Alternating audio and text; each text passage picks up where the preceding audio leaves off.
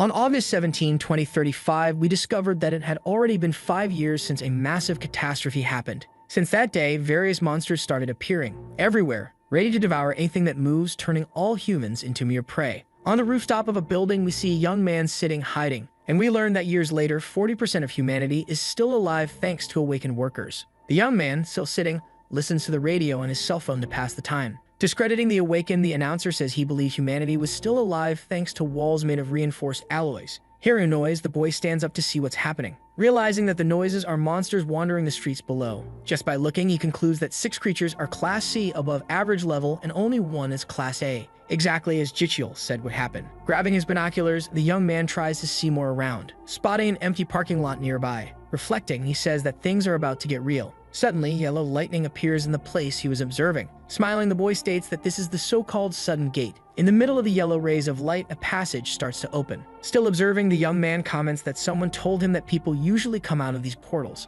Proving that the information was true, a man appears, jumping amid the light, landing successfully on the ground right after, while keeping his arms covering his face in an X shape. Without opening his eyes, the traveler says that he finally came back, raising his arms in celebration from so much joy. But his arrival ends up attracting the attention of the nearby creatures, which immediately start running toward him. Making a grimace, the man realizes that he just arrived and is already screwed. Looking at a creature that looks like a satanic octopus, he wonders why that type of monster is there. Still on top of the building, the boy with the binoculars keeps watching while smiling, showing he was expecting that. Down below, a green creature prepares to unleash a devastating blow on the newcomer, while the spying boy states that it has finally begun. After a while of fighting, the traveler finds himself injured and the protagonist thinks that to face a high-level Class C monster, it takes at least 10 high-level hunters. The man then launches his attack called the Cradle of Swords, making thousands of swords of light fly toward the monster. Following the traveler's command, who, using his hand, coordinates the strike and hits several parts of the creature's body. Up there, the protagonist reveals that the man has already eliminated 6 monsters in just 1 hour. The most impressive thing is that he did it all alone, leaving only the class of monster. Impossible to defeat even if all the class as hunters in the world gathered. Smiling, the nosy boy says that hearing is very different from witnessing a copy master in action. The creature without hesitation launches an extremely dangerous attack, making the time traveler widen his eyes. The protagonist then states that he just needs to wait a little longer for all that power to be his. Dodging the strike while flying in the air, the copy master prepares to counterattack amid powerful rays of light, revealing that he is using his ghost sprint ability, activating right after his demonic blade capable of cutting countless times in a zigzag. With this beautiful attack, the man successfully takes down the monster. Excited, the boy with the binoculars says that was a battle beyond comprehension. But now that the hunter has also fallen, he must start moving. Getting closer, the boy thinks that up to that moment, everything is happening exactly as Kai Chul-hyung said it would. Touching the hunter, he calls him and asks if he is okay, remembering that the person who gave him the information said they saved someone and gained their power. But the situation looks bad and the man on the ground starts coughing up his strawberry juice. The boy then wonders how he can help him. Opening his eyes, the wounded man asks what year it is. Answering, the boy says it is August 2035. Upon hearing that, the man starts getting up, saying that he spent 30 years in the place he came from while only 5 years pass here. Worried, the protagonist asks him not to move too much and to lie back down. But the man says it's already too late. Without showing any reaction, the boy thinks he already knows that the man won't survive the day. Regretting, the traveler states that he shouldn't have consumed most of his power to open the portal. Silent, the boy shows only a sad expression. Knowing his fate, the hunter then reveals that he has something to ask, stating that he wants the boy to find his family and take care of them if they are still alive. Sadly, he hands a photo to his helper. Sweet and cold, the young man says that, in fact, he is in no condition to take care of anyone. But the man says he's not asking him to do it for free and will therefore give him his power. He only needs his name to start the transfer. We discover that in this world hit by apocalyptic disasters, the protagonist's life has always had 2 common themes. We are taken to one of these themes where the boy finds himself wounded on the ground. In front of him, an armored man says that he finally met Choi Jun-hyuk. All of this happened in June 2058. Mocking, the blonde man tells him not to squirm again like an eel. We see that the boy is unfortunately gravely wounded in the abdomen. Looking forward, he says that it seems this time he won't be able to escape and asks who told the man that he was there. Smiling evilly, the villain says it was Jinsu, with whom he made a deal of $1 million and the promise not to hunt him down. The information enrages Hook, who curses the traitor. Grabbing a sword, the man says that now that he has the answers he needed, he can finish what he started. Suddenly, the protagonist realizes that those words are familiar, and grabbing a shining stone, he states that it was like this that, through the object, he found a way to reverse his life. Stealing the artifact, the villain shows no reaction. The boy then says that this is the regression stone. Widening his eyes, the man realizes what's about to happen and orders his henchmen to stop the boy. But it is too late and a strong light begins to emerge. Smiling, our boy says goodbye and states that he will find Jonathan Curtis in the past. While traveling, all he wishes is that he goes back at least to the time when his siblings were alive. Everything works out and we find ourselves in the present moment where he went back 23 years with the world still on the brink of collapse. And he is introducing himself to the traveler who said he would pass on his power. The two shake hands to begin the transfer. Thinking, Huck says that this time things will be different. A strong wind starts and the system asks the man who previously had the power if he wants his body to disappear afterward. Considering himself a dead man, he clicks to execute this action, while the protagonist receives all of his abilities. When the percentage reaches 20%, the man lying on the ground says the boy cannot let his guard down, since even though the process is underway, if something happens, everything can be cancelled. Suddenly, a huge creature appears behind our boy, leaving him in a very complicated situation. Laughing, the hunter says that life really is a mess. Upon seeing that the monster is the same one he thought he had defeated, incapacitated Park Kang-ho says that in novels, people usually go home and live happily ever after. Warning right after that he will give up his powers soon, so the boy must run away immediately. Because unfortunately, there is nothing else that can be done. Since if life is a mess, one must live with the mess. His last advice is that Hyuk should adapt and survive as much as he can. Surprising him, the boy grabs an iron bar, stating that he's not crazy, just tired of always running away. Determined, he faces the classic creature, but it does not attack him. Turning its back, it walks away, leaving him confused. Dropping the iron bar relieved, he says that he thought he was going to die from the tension. The hunter then says that he is very lucky, but the boy replies that it was all thanks to him, because if the monster hadn't been severely wounded. But before he could finish speaking, Hyuk realizes that the man's body is disappearing and gets scared. Unbothered, the man says that he must fulfill his promise and find his family if he doesn't want to be haunted forever. The transfer process ends and a message warns that the user's body is inadequate to receive the system, and it will have to be rebuilt through awakening. Catching the boy off guard, the last warning is that the reconstruction process may cause pain. Immediately, Hyuk feels a crack in his neck and realizes that even though he's trying to act tough, it hurts a lot. His whole body twists and he says it's as if all his bones are breaking and his skin is shredding. Dropping the act, the boy looks up and starts screaming intensely. The next day in the morning, a man inside a vehicle approaches whistling. Suddenly something in front of him catches his attention. It's the protagonist who is at the place tying boxes onto a pickup truck. Seeing Kaichil Hyun approaching, the boy asks what he is doing there. Without answering, the man asks the same question, since it was the boy who asked for time off and switched shifts with him. Lying,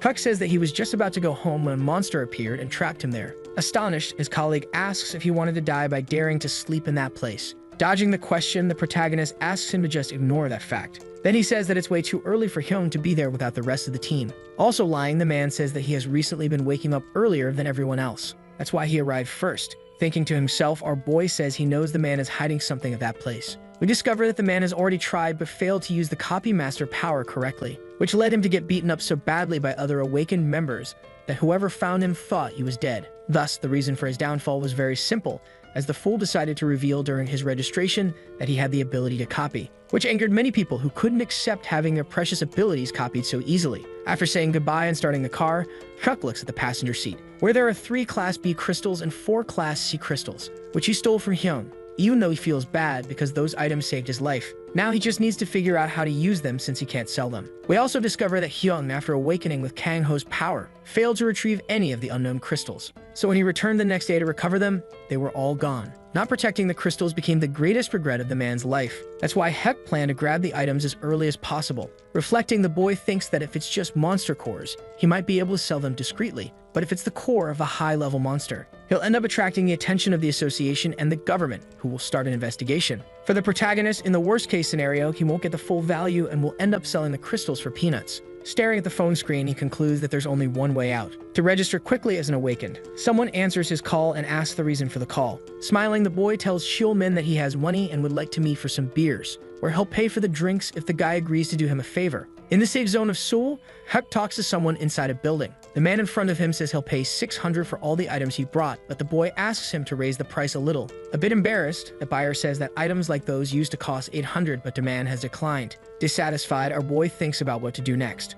While the man explains that the population is shrinking, prices are rising, and no one wants to spend. Suddenly, 2 kids show up crying. Hugging the protagonist, they say they thought he had abandoned them. Huck kneels down to get closer and speak more directly, with Choi Eun-jung, his little sister, and Choi Eun-chul, his little brother. Pointing his finger, he asks what the 2 are doing there instead of being at school. Interrupting, the man says that the boys shouldn't scold the little ones who only came because they were very worried. Then says the boy should start thinking better about what will happen to his siblings if something bad happens to him. Huck then asks the children to stop crying and to come home with him where he will prepare lunch. His younger siblings start smiling when they hear they will have grilled meat. Koi Unjun then calls his attention and says that the grandma from the floor above told him to stop by when he returns, because the rent is very overdue. Everyone gets in the car and heads to the apartment. As promised, Huck took care of lunch. At the table are his siblings, the grandma, and her grandson. The elderly lady then asks why he brought so much food. Smiling, the protagonist says he stopped by the butcher to buy meat and thought of her. Worried, the woman says he should have saved it for his little siblings.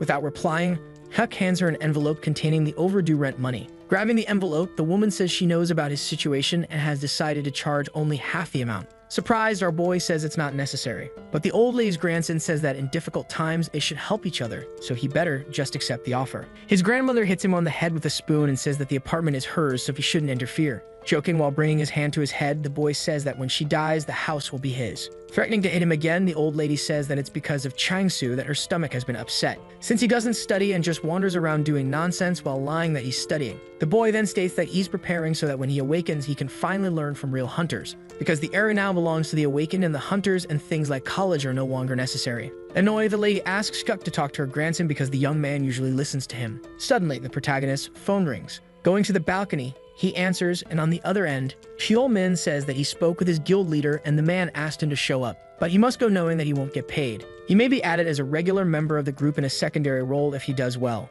The protagonist agrees and his friend asks why he suddenly wants to become a porter. Unable to tell the truth, the boy says that his current job is getting difficult, making him look for other options. Min then says that in that case, he should show up at gate 7 on the west wall the next day at 7:30 in the morning. Ending the call, our boy says that everything is going according to plan. The next day, he arrives at the gate, determined to copy the tanker skill and go straight to the association to register. His friend calls his name and approaches, saying that he arrived early. Smiling, the boy waves but can only think about the plan he set up. Min then calls his leader, Hyun, who is a tanker, and says that this is the friend he mentioned earlier. The man introduces himself and says that he's the oldest, so the boy should feel free to ask anything. Extending his hand for a handshake, the boy says he's looking forward to working with him. Hyun shakes his hand and says the feeling is mutual, without even knowing his skills were copied. A message pops up for Hyuk, informing him that he can choose 3 of the skills he copied. Without hesitation, he chooses the skills Iron Skin, Shield Attack, and Overload. The system notifies Hyuk that the skill copying is complete and that they can be viewed in the skill menu. Our boy thinks that it only took enough time during a mere handshake, and now he has the ability of a tanker. Standing in front of him, the armored man watches, not understanding the reason for the smile on his face. Min then asks what he's doing, or rather why he's smiling like that in such a creepy way while still holding the handshake. Easing the awkward atmosphere, the man says that he's got a strong grip and laughs. Embarrassed, the protagonist lets go of the team leader's hand and apologizes, but the man says it's fine, then asks him to get in the vehicle that is just ahead. A little closer to the car, we can see 2 guys chatting, and a girl and another guy who seem to be analyzing their bows. The driver is already ready, and near him is a young woman distracted while looking at her phone. Giving instructions, the armored man asks Jung Hyuk to greet the group members before boarding. But the boy can only think about how the skills of these people will be useless when he copies the abilities of higher level awakened. Concluding that even so, he'll have to copy the group members' skills, even if he deletes them later. Starting the trip, the truck leaves with the team. Sitting, our boy reveals that he has already copied 13 skills by that moment, where 3 are healer skills. We return to the girl who was distracted earlier, and she is still on her phone. Looking at her, the boy reveals that he also grabbed a mapping skill and 2 hunter skills, and 7 negotiator skills, stating that the most amazing thing about all this is that now he can use them all together. We see a place full of buildings, where lizard-like creatures with purple tongues and red eyes run, apparently to attack someone. It's Hyun, who, using his shield, asks the creature where it thinks it's going. Meanwhile, the protagonist keeps thinking about how having skills in multiple roles can make him powerful depending on the combinations he makes. Lee Donyev joins the battle following the orders of his leader and swiftly shoots using his bow and arrows, hitting one of the monsters squarely in 3 different spots. The leader then orders Yejin to finish the battle quickly. Hidden on top of one of the buildings, the girl says that she understands. Then she fires an arrow at high speed that hits the monster right in the eye. The creature falls and Hyun praises everyone for the good work, informing them that only 2 enemies remain. In the back, just observing, Jung Hyuk wonders if he should try to register just for fun, concluding that it's better to do it when the hunt is over since there's no need to complicate things. Some time passes from that moment. Approaching, the team leader says it was a good hunt and praises the protagonist's endurance, who carried a large amount of byproducts throughout that day. Suddenly, something catches the man's attention. We see another guy approaching with a bag on his back, saying that he can't take it anymore. Min then says that his friend was quite famous at school because of his fists. The man asks if he's talking about the school for the catastrophe. Confirming, the boy says that the protagonist, even without training, left all the athletes in the dust. We see that Jun Hyuk is listening to everything and gets embarrassed when the team leader asks if he was a delinquent. But his friend says that he only hit those who deserved it and had the dream of becoming a detective. Ending the conversation, the man hands our boy an envelope containing the payment for the day. However, the boy says he doesn't need it, but Hyung still tells him to take it and just say thank you. Since if it weren't for his help, things would have turned out differently, which leads him to ask if he wouldn't like to continue being a porter. Smiling, our boy says he'll think about it. The man walks away and says they will meet again soon. Hyul-min then asks if the protagonist is going to the barbecue later, but he says he already has plans for that night. Curious, the young man asks what plans he's talking about and whether it's a date with a girl. Some more time passes, and we see the Seoul Awakened Association building. At the exclusive counter for tankers, a female employee looks nervous about something she just heard. In front of her is Hyuk, and the girl asks if he can repeat what he just said. Repeating, the boy says that he came to register as an awakened, and the girl asks if he's sure he's an awakened tanker. Confirming, he says that he awakened as one that very morning. Not believing it, the girl looks at him with an expression that says she isn't sure whether that's even possible. Nervous, the boy asks if there's something wrong with what he said. The girl then says that it's just that he's the first person to awaken as a tanker in months, and congratulates him for that, saying that to continue the process, she just needs his ID. Our boy quickly hands over the document. Pointing to a bench where there are other people, the girl says that he can sit there and wait. With not much to do, the boy sits down, as a feeling of sadness starts to overflow on his face. Putting his hand on his head, he thinks about how he thought he was dreaming when he opened his eyes for the first time after returning. Then remembers when he was imprisoned and his siblings visited him, but ended up dying in a car accident, which made him cry for days without stopping, and was also the reason why he decided to become a bad person. But when he went back to the past and found the two alive, his heart was filled only with joy, and that's why he thought he was dreaming at first. So when he realized it was all real, he promised never to lose the people he cares about again,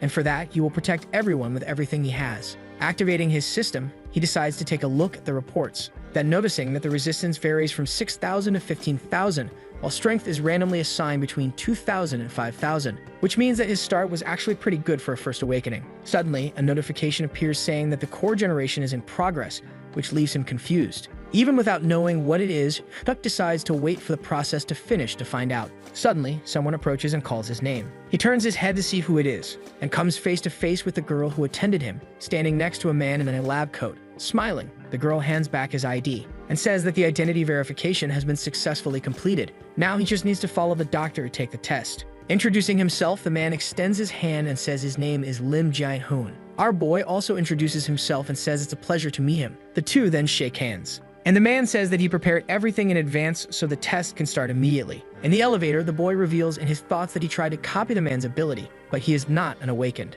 which to him is strange since he thought that those who worked for the association had abilities. Inside a room, the man says that the test has 3 stages, the first being the measurement of resistance and strength levels through a device. Hyuk is lying down with several wires connected to his body, and the doctor warns that the measurement will begin, and that it will take 10 minutes to complete, so he should relax. About the second stage, the man says it involves using his unique ability, in this case, shield attack. After some time, there's the boy with his shield in hand preparing to fight a dummy monster, while a doctor and another person watch everything through a glass window. Jae-hoon then informs that the aggression rate measurement will begin, and the boy just needs to attack the dummy in front of him. The protagonist obeys without thinking twice, and the man says he can feel free to hit wherever he wants. Our boy then chooses to strike the dummy's head with the shield, leaving the doctors completely stunned. We move on to the third stage and see the doctor handing Hyuk a cup with what seems to be hot coffee. The man then says that due to some problems with the selection of evaluators, the third part will only happen in 2 days. Grabbing the coffee, the boy asks if everything is fine with today's tests, and the doctor says yes. He just needs to go to the reception to pick up the basic equipment. Exciting, our boy says through his teeth that he can't believe the day has finally come when he will receive the association's standard equipment. Sharing a concern, Jae-hoon says that he's uneasy about the decreasing number of tankers and healers. Sipping the drink, the protagonist just listens carefully. The man then says that most people forced to awaken are choosing the negotiator or support categories. Not to mention that awakening stones are hard to find, especially those for tankers and healers. Reflecting a bit, the protagonist concludes that the biggest problem of all is that even with a stone, there is no guarantee the person will awaken, and he, as a criminal, couldn't register as an awakened. Pausing for a moment, the doctor apologizes and says he just got excited seeing a tanker after so long. Standing up, Hyuk says it's no problem. Wrapping things up, Jae-hoon says the boy must show up at the scheduled time to complete the third test, which will be sent via text message the next day. The man extends his hand to the protagonist, and he stares at it, then smiles as he returns the handshake, saying he's looking forward to working with the man. Outside, we can see the sky getting darker as the man approaches. With a suitcase, Hyuk walks down the street while calling someone. Answering, Hyul-min asks what happened. The boy then says it's nothing serious. He just wanted to let him know that he awakened as a tanker earlier. Shocked, the guy on the other end asks if he's being serious or just joking. Looking inside a building window, our boy says he wouldn't joke about something like that, then decides to walk into what seems to be a shop, thinking that he must be in the right place while his friend finally believes what he heard. Laughing, the guy impressed says it's unbelievable, because they were together just a few hours ago, and now suddenly his friend became a tanker. Without getting an answer, the young man asks if Huck is still on the line. Our boy is distracted looking at a front leg model of a mantis that costs an incredible $3 million. Remembering the phone, he says the call got a bit unstable, then talks about his visit to the association earlier. Revealing the reason for the call, he says that since only the third part is left, he'd like to know if he can go on another hunt to observe. His friend then asks why if he already saw how things work. Answering, the boy says that he was too focused on carrying stuff to pay attention to all the steps Hyun was taking. Suddenly, finding something, our boy gets happy. Still on the line, Hyun says he'll check with the team leader and get back to him with an answer. The boy thanks him and, grabbing the item, tells the seller that he would like to take the bracelet along with an Exeter solution. Thinking to himself, he says that if he's not mistaken, that is the artifact used by Jaden Russell, who ranked third among the villains. This was before the regression when he was in 8th place in the ranking, and ended up going out for drinks with the man who explained to him the method to acquire the bracelet and the main potions. Without saying anything, the seller just stares at him coldly. Still thinking about the 30% efficiency boost he'll gain in all abilities with the item, the boy also stays silent. Breaking the ice, he then asks why the man is staring at him like that. Apologizing for the intrusion, the seller asks if the boy registered as an awakened earlier. Our boy says yes, and out of nowhere, the man raises his fist as if he's going to punch him in the face. But catching him by surprise, he stops his arm right in front of his face, saying that he knew he was right. Smiling, the man says that he's also an awakened and his ability is teleportation. Relieved, the protagonist doesn't show much reaction while thinking about how his heart raced, thinking he was about to get punched. Extending his arm to return the fist bump, he thinks to himself that in this case, he should copy that ability too. Another man appears and introduces himself as Hwang Mansu, an awakened with the ability of spatial manipulation. Saying it's a pleasure to meet him, Huck thinks that this is yet another ability he would really like to have. The first seller then says that he overheard the boy's phone conversation and asks if he really is a tanker. Next to him, the other man says that having that ability makes him practically a noble among the awakened. Our boy then says that he didn't expect to find awakened like them there and asks if that's a side job. The two men deny it and say that working at the shop is actually their main job. Explaining, the seller with slightly longer hair says that with so many people awakening with support abilities, it became hard to find a job. The other says that to make a living, he decided to become the owner of a store that sells antiques and supplies for awakened. He then hands over the Exeter solution that the boy asked for and says that both items will cost 300,000 Karo. Huck smiles while thinking that now he has all the materials he needs. The bracelet, the solution, the above-ranked crystals that are at his home, and his strawberry juice that will link him to all the objects. Already at home, he looks at the bracelet, which is now glowing in shades of purple, and concludes that he did it.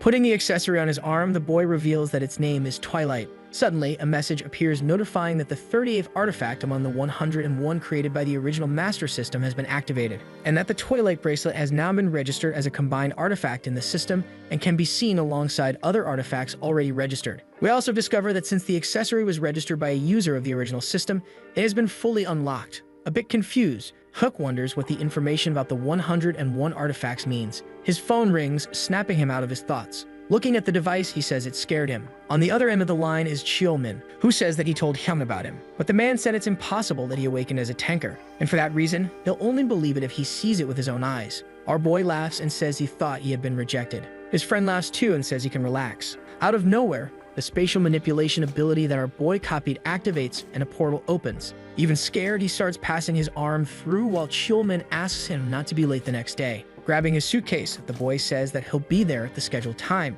and that he'll see him tomorrow. The next day, we see the entire team gathered in front of Gate 7 as agreed. Someone shouts greetings, leaving everyone there shocked. It's Huck, who is wearing the gear he got from the association and holding a shield. Cheolmin, still with his mouth open, comments about the outfit the boy is wearing, and Hyun interrupts, confirming that he really did become a tanker. Also shocked, the man asks how that happened in just one day. Embarrassed and blatantly lying, the protagonist says that he awakened while heading home. The leader then says that it's truly impressive since natural awakening rates have drastically dropped. Agreeing, the boy states that the next day he will take the final test of his ability and wanted to know if the man could help him. The man replies that he's not sure if he can actually teach him anything, but he does have a piece of advice to give as someone who started this job before him. Grabbing his shield, he asks if the young man knows why he always carries it. He then states that it's not because he awakened as a tanker, but because he chose to. Because when facing monsters, there always comes a time when the body gets exhausted, so the boy must always remember that what will help him recover is not skills or stats, but the determination he has. With the advice given, the group heads to the battlefield. We can see that right in the center of the place, there's a monster that looks like a mix between a bear and an armadillo sleeping, hidden. The leader asks Hyungnam if he has identified the type of prey and its location. The young man says yes, and that it is a true-decker. Hyung then says that in that case, they can begin. He then orders Jang Daejin to check the monster's location again. Without even thinking, the young man starts mapping. Facing the map, the leader informs everyone in the monster type, stating that they are true-deckers, monsters that have low attack power and slow movements, but defensibility as high as an E-rank monster. Worried, Cheol-min says he doesn't know if they have enough strength. One of his companions then says that it hasn't even started yet, but he already feels exhausted. Another young man, also concerned, says he's afraid the monster will come running toward him. Encouraging everyone, the leader reinforces the fact that the prey is slow and says that his team is one of the best veteran teams he knows. Approaching the young woman with long hair, jokes that in this case, it looks like the day will be easy for her as the healer. Hyun then asks Jikyul if all the traps are ready, and the young man says yes. Grabbing his shield, he asks Cheol-min and Dong-hyuk to follow him. Haisu and Hyuk must stay where they are. The protagonist says he understood the command. While watching part of the team moving away, he thinks that something there seems strange, because he is sure that the reason his friend's group was wiped out in the past was due to the appearance of another monster. But if the creature were a Drumeki, the team should have handled it, so he needs to find out why everyone died. Looking around, our boy concludes that something there definitely doesn't feel right. Back on the battlefield, the tanker leader asks Yejin if everything is ready, and she confirms yes. The man then orders the girl to open fire. The young woman shoots an arrow and hits the monster's shell directly. She then says that she will proceed to the next point as planned. Standing up, the monster shows that it is furious, and the leader, shouting, asks everyone to get ready for the fight. At his side, his partners affirm that they understood. Standing on just 2 legs, the creature prepares to attack with all its strength. Following the plan, the archer starts shooting, landing 3 precise arrows. The bear-armadillo hybrid roars, showing that it felt the hit, making the young man realize that he actually did a good job. Hyun then praises him and asks him to keep his distance, but the young man says he is going to charge in, leaving the man worried since that wasn't the plan. Face to face with the monster, a young man states that he doesn't want to just poke at its back but finish it and go home. His arrows hit the true-decker's armpit, making it angrier than ever. The leader then asks the boy to stop being stupid and listen to him. But the boy mocks, saying that the creature is so slow it can't even hit him. He just didn't know he was talking too much, as the monster then hits him with its fists right after, throwing him hard against a wall. Worried, Cheol-min shouts, calling his friend, deciding that he's also going in now because he's angry. Jumping, the young man prepares to drive his sword into the monster, hitting it right on the shell, causing sparks to fly. Unfortunately for him, the blow wasn't fatal and the monster is now eyeing him. Screaming, he warns the team that the creature's shell is too hard and his sword didn't even scratch it. Turning around, the true-decker decides to focus back on the boy who was thrown. About to be finished, the boy tries to shield himself from the creature's sharp claws, but Hyung steps in front to save him, attacking the enemy with all his strength with his shield. With just this blow, the monster apparently goes back to sleep,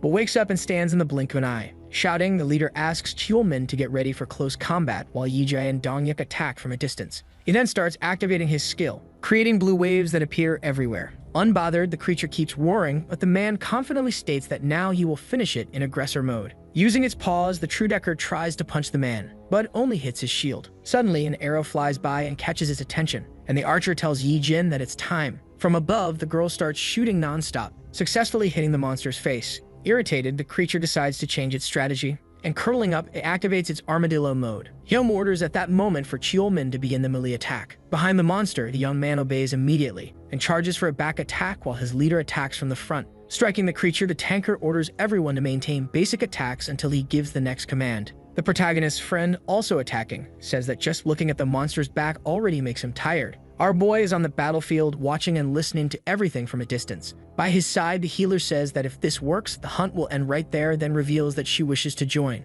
because true-deckers don't appear often, only once or twice a year if someone is lucky. Duck then asks how many times the team has faced one of those, and the girl says only 3 times in the last 5 months. Smiling, she says the boy seems very eager to learn more, and he apologizes for asking so much. The young woman then offers him a device and says it can help him. Called the Jeremy M7, the measuring device was developed by Jeremy Corp, and it will serve for him to observe and absorb everything he needs for the test the next day. Placing the device's lens over his eyes, our boy realizes that he can now analyze interesting stats. The young woman then says that for reference, a true-decker has 30,000 health and its shield 150,000, which is quite impressive for a monster. Kyuk realizes that breaking the monster's shell is going to take forever. Suddenly, Hyungnam yells and says that they have a problem, because the life signals of the 4 members of the team on the other side have completely disappeared from the map. Hyung asks if he's saying that those members have been eliminated. Nervous, The protagonist asks if the information is accurate. In the distance, we can see that one of the structures has started shaking, causing large cracks in the walls. A giant hole opens with a loud crash,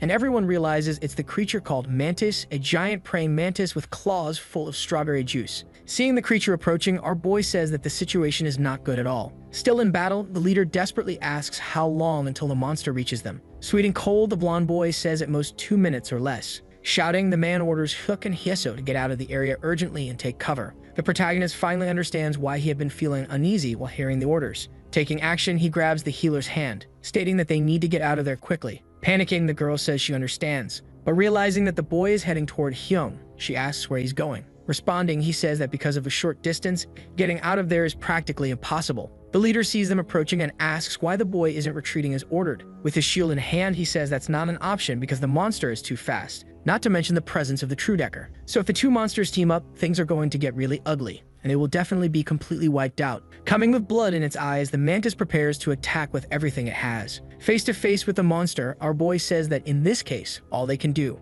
is hold out as long as they can. Desperate, Hyung asks if the young man has gone crazy, since it seems like he thinks all awakened tankers are the same, forgetting that he's just a rookie. While they argue, a monster keeps grumbling in front of the two. The leader then states that if a complete beginner who hasn't even gone through virtual combat attacks a mantis recklessly, his explanation is interrupted by the mantis, who gets tired of waiting and strikes. With nothing else to do, Huck tries to protect himself with his shield, while replying that either way, once he gets his registration card, he'll be going into live combat, which means tankers need to succeed no matter what, even being rookies. Quickly, our boy starts running while the mantis continues pounding on his shield. Jumping, the boy decides to fight back and attacks the monster's head, leaving the others shocked by his sheer determination. Cheol-min then says that he is an idiot because this is not just a simple test, but a real battle that could cost him his life. Unbothered, the protagonist says he knows that, but it's time for them to worry about something else, which is the True Decker right behind them because if it's not stopped, everyone there will be wiped out at once. The bear armadillo monster attacks the two young men mercilessly. Hyung puts his shield in front so he doesn't get hit directly, and asks Jung-hyuk to join the protagonist to buy time as a negotiator. Immediately obeying, the other young man joins our boy. Holding his shield with all his strength, the leader asks Cheol-min to stay and help him with that monster. Suddenly, the creature makes an unexpected move that ends up throwing the man far away. On the ground, he asks Ji-cheol to use a binding trap on the True Decker urgently. Without hesitation, the boy does what was asked. The trap starts spinning toward the monster at high speed, binding its legs with chains when it gets close enough. Shouting, the boy says that it will last for 5 minutes. While getting up, the leader thinks that with that monster in front and the mantis behind, the only way out is blocked, which makes the situation desperate. With all his strength, Kuk uses his shield to attack and defend himself, accompanied by the other boy who shoots arrows every 5 seconds, but the blows have no effect on the giant mantis. Unable to give up, our boy strikes the creature once more, making it look at him with its glowing red eyes. Suddenly, something hits it straight in the head, surprising even our boy. From the top of the building, the archer praises Siu Yi-jin for the attack, but the girl says this is no time for compliments. The mantis quickly realizes where the blow that hit it came from, and determined, it starts retreating toward the girl. Huck shouts and tells the young woman to get out of there immediately, but she realizes that it may be too late, because the mantis's legs are already at her window. The young woman is hit directly, and the strike causes numerous injuries. Down below, the archer screams her name in desperation, while continuing to shoot arrows hoping to draw the monster's attention. Without success, he fears that everything is now lost. Worried, the healer next to the protagonist asks what she should do. Looking at his bracelet, our boy concludes that he was too careless because he forgot that he won't get stronger overnight. Besides thinking that using the shield attack twice would keep his artifact activated. Going through his system, he decides to check the options to prevent Yi-jin from passing away. Looking at the various pieces of information on his screen, he thinks that maybe he should use skills to increase the bracelet's effectiveness by 50%, which could be quite risky. With no other way, the boy decides to do it even if it costs too much. Waves of blue light begin radiating around his body, reaching the broken window where the mantis is about to enter and finish the girl, who is on the ground, injured and unable to escape. While Huck hopes with all his strength that his action will draw the monster back. Beside him, the young healer realizes that she needs to do something, because she won't be able to bear seeing her friend die without even trying to help. She runs off, leaving our boy alone. With nothing else to do, he looks ahead and realizes that his strategy worked. The team leader asks Yi-jin to leave the area, but Huck says the young woman will be fine. Hyun asks how he can say something like that, and our boy replies that he managed to make the monster leave her. Not believing it, the man asks what the boy is talking about, but he doesn't even answer because he is already charging at the mantis. While striking with his shield, he thinks that it is too risky to keep his ability activated with just basic attacks. concluding that he will need to use the copied skills because he has no choice. He activates the destructive body skill, along with the negotiator skill. The giant praying mantis almost hits him, but he manages to dodge with a jump. With the skills activated, Huck states that now his basic attack damage is comparable to that of a dealer. Suddenly, a sensation takes over his body. Smiling, he thinks that he has felt this many times before the regression, stating that it's as if all his cells have awakened just like it happened before he became a villain, and that it was this feeling that allowed him to rank 8th among the villains. The name of this sensation is hyperperception. Our boy goes back to attacking, now with his old sense activated, because of his strength when the mantis's legs starts to crack. Inside the building, Yi Jin is finally able to stand up, but when she tries to use her weapon, she ends up dropping the main part, the arrow, because of the nasty wound on her arm, which is making her lose a lot of strawberry juice and draining her strength. Suddenly, Haisu appears, surprising the young woman. Using her power, she begins healing her friend while asking her not to scream because it distracts her. The archer then says that she should be helping Cook instead of healing her wounds. But her friend says that the boy will be fine and that she can't do anything while his health is still full. Looking out the window, she says that Cook is crazy and looks just like the team leader since he hasn't taken any damage so far. We return to seeing our boy attacking, showing how truly strong he is, while Cheolmin and Hyun continue fighting against the True Decker. The creature roars in fury, but the team leader states that its shield won't last much longer. So the boy shouldn't waste time with basic attacks, but instead amplify his skills before the trap expires, and do it without worrying about him. The monster, which is almost free, prepares to strike the man.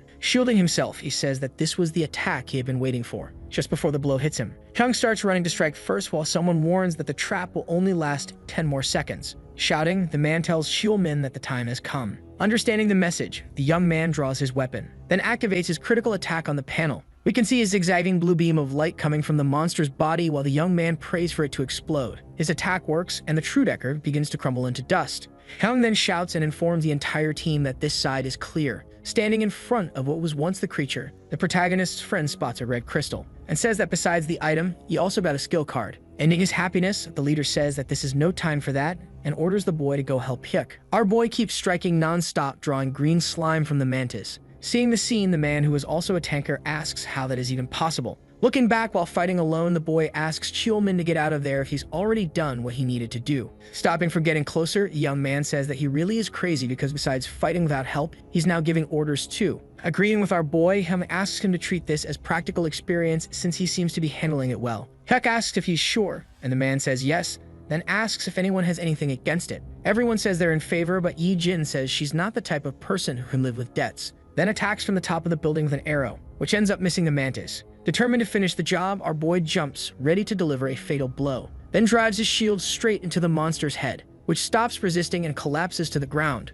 Mouth wide open, Hyung calls Cheolmin's attention and asks if he's absolutely sure that his friend awakened as a tanker. The day ends and night falls on the battlefield. We see the team leader asking everyone to hurry so they can get out of there quickly, since even knowing everyone is tired, if they stay too long, other monsters might end up showing up. Hyuk listens carefully while cleaning the green slime off his shield. Cheolmin approaches and asks if he's ever used that before. Confused, the boy asks what he's referring to. Explaining, the young man says he's talking about hyperperception because he knows he used it in tough fights back in school. Our boy doesn't answer, and his friend says there's no way he never used it after everything he did earlier. Then asks if the boy is okay since he used to get headaches after using the skill. Putting away his shield, the protagonist says he's fine and that it's probably because of the awakening. His friend says that he really is very lucky. It owes him a beer, which must be drunk that night with no excuses. Seeing his phone ringing, Huck says it'll have to be another day because he needs to spend time with his siblings. Catching him by surprise, Hyung approaches and asks who he is and if he really awakened the day before, since there's no way someone could fight like that being just a rookie tanker. Turning around, the boy says maybe. Worried, Cheolmin tries to stop him from saying something stupid, but the boy simply says that since the situation was dire, maybe he released so much adrenaline that his strength became superhuman. Convinced it's a lie, the man asks if the boy really expects him to fall for that story. Our boy then decides to stay silent. The leader turns to the other members and says there's something he'd like to tell everyone, then states that on that day, Cook defeated a mantis alone, but is not officially registered yet. So even though it was an emergency, if anyone finds out, the whole team could suffer consequences. That's why everyone must keep their mouths shut and not tell anyone about what happened that day. The archer smiles in relief at Hyung's words. Laughing, the other two guys say they're not stupid and will take what happened to the grave. Surprised, our boy calls the man, but he thanks him, leaving him more confused than before. Explaining, the leader says that if it weren't for him, everyone there would be dead, and that's why. He'll include him in the profit distribution as a tanker, of course. Mouth wide open, the boy asks if that doesn't mean the others will receive less than they expected. Haisu approaches and says he's right but knows that no one would complain. Smiling, she says that in any case, if someone does, the boy should let her know,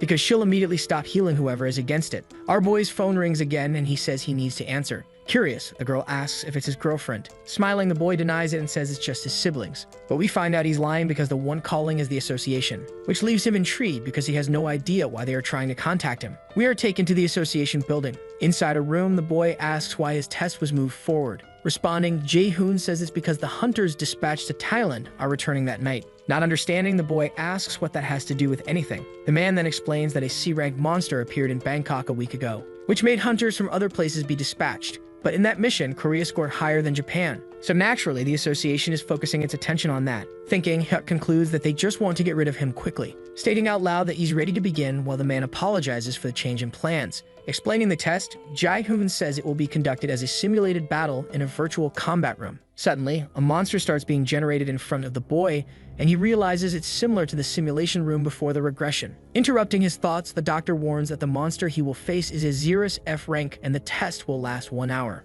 So the longer he holds out, the more points he earns. Looking back, the man asks the others if everything is ready. In the room with him are Hyung, a guy with glasses, and a woman with long hair. The three of them will be the judges for the test. Nodding, the tanker confirms that everyone is ready and the test can begin. Speaking again to the protagonist, Jae-hoon announces that the test has started. We see the monster charging straight at the boy, while he thinks about the information he received about the high-ranking hunters arriving at the association. Putting his shield in front of his body, he decides to begin an attack, causing the monster to retreat backward. Thinking again, Hyuk concludes that he needs to take the opportunity to copy the skill of one of the hunters who will arrive, while the monster smiles at him. Returning the smile, the boy thinks that if he plays this right, he will definitely succeed. But now he needs to focus on the test. Thinking about his super sense, he states that he could pass using just that. But with the average hunting time for that monster being 4 hours, if his stats in the Stage 3 test are better than those in Stage 2, he will definitely become suspicious to the association. Still, with textbook-like movements, it's better that he fills the time without doing too much or too little to avoid drawing attention. 3 hours later, Jae-hoon realizes that the boy has only used the same movement, which wasn't what he expected given the confidence the boy showed before the test started.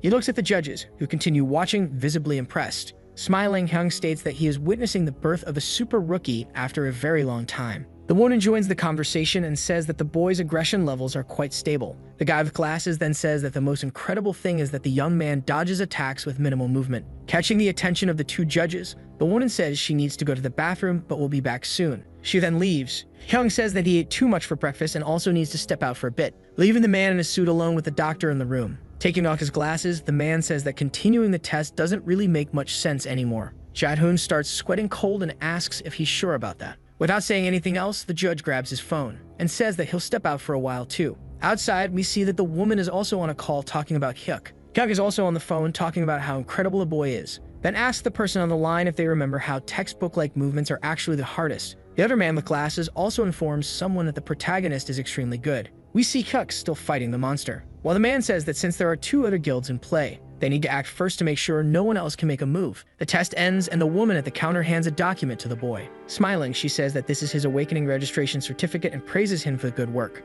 Our boy takes the document and checks the information. The woman then says that getting a rank C on the first awakening is really incredible, and he asks why. She responds that it's something rare, since most people usually fall somewhere between rank F and E. Leaving the building, Hyuk wonders why he got rank C again if he didn't do anything special, deciding to be happy because at least now he has his registration, which means he can live a happy life doing things legally with his younger siblings. Suddenly, someone shouting catches his attention. Looking to the side, he sees a crowd of what appear to be fans screaming the names of their idols. A trio composed of 2 men and a woman appears, and Hyuk realizes they are the high-ranking hunters, being Jae-yeon, a negotiator and second-class sorceress, Kim Yun-ho, who holds the national first ranking, and Lee Da-soo, who is first place in the tanker ranking. Next to Da-soo, the protagonist notices that he seems to be in a bad mood, and wonders if he should gather the courage and talk to the man. Smiling, he decides to go for it, no matter what happens. Our boy steps in front of the trio, surprising them. A little awkward, he says that he's also a fan, and that he's honored to meet them. Being friendly, Jae-yeon asks if he would like an autograph, but the boy declines, leaving the girl embarrassed.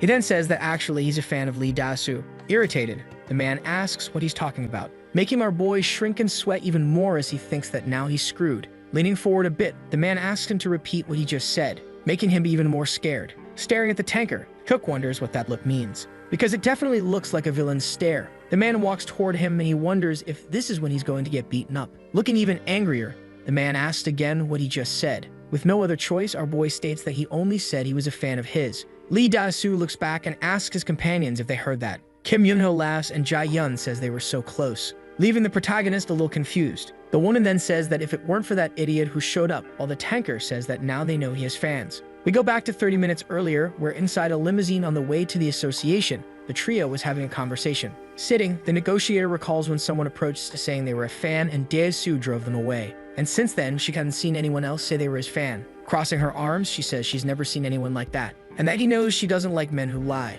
The man says he's not lying because, being who he is, of course, he also has fans. The woman then says that if someone says they're his fan when they arrive at the association, she'll do something he really wants. But if not, he'll have to help her with something. Curious, Da-soo asks what kind of help she wants. Explaining, the woman says that as he knows, the plan is to hunt a C-rank monster this time, but the guild doesn't have enough tankers. So if he loses the bet, he'll have to be the main tanker just once, but completely for free without receiving a single dime.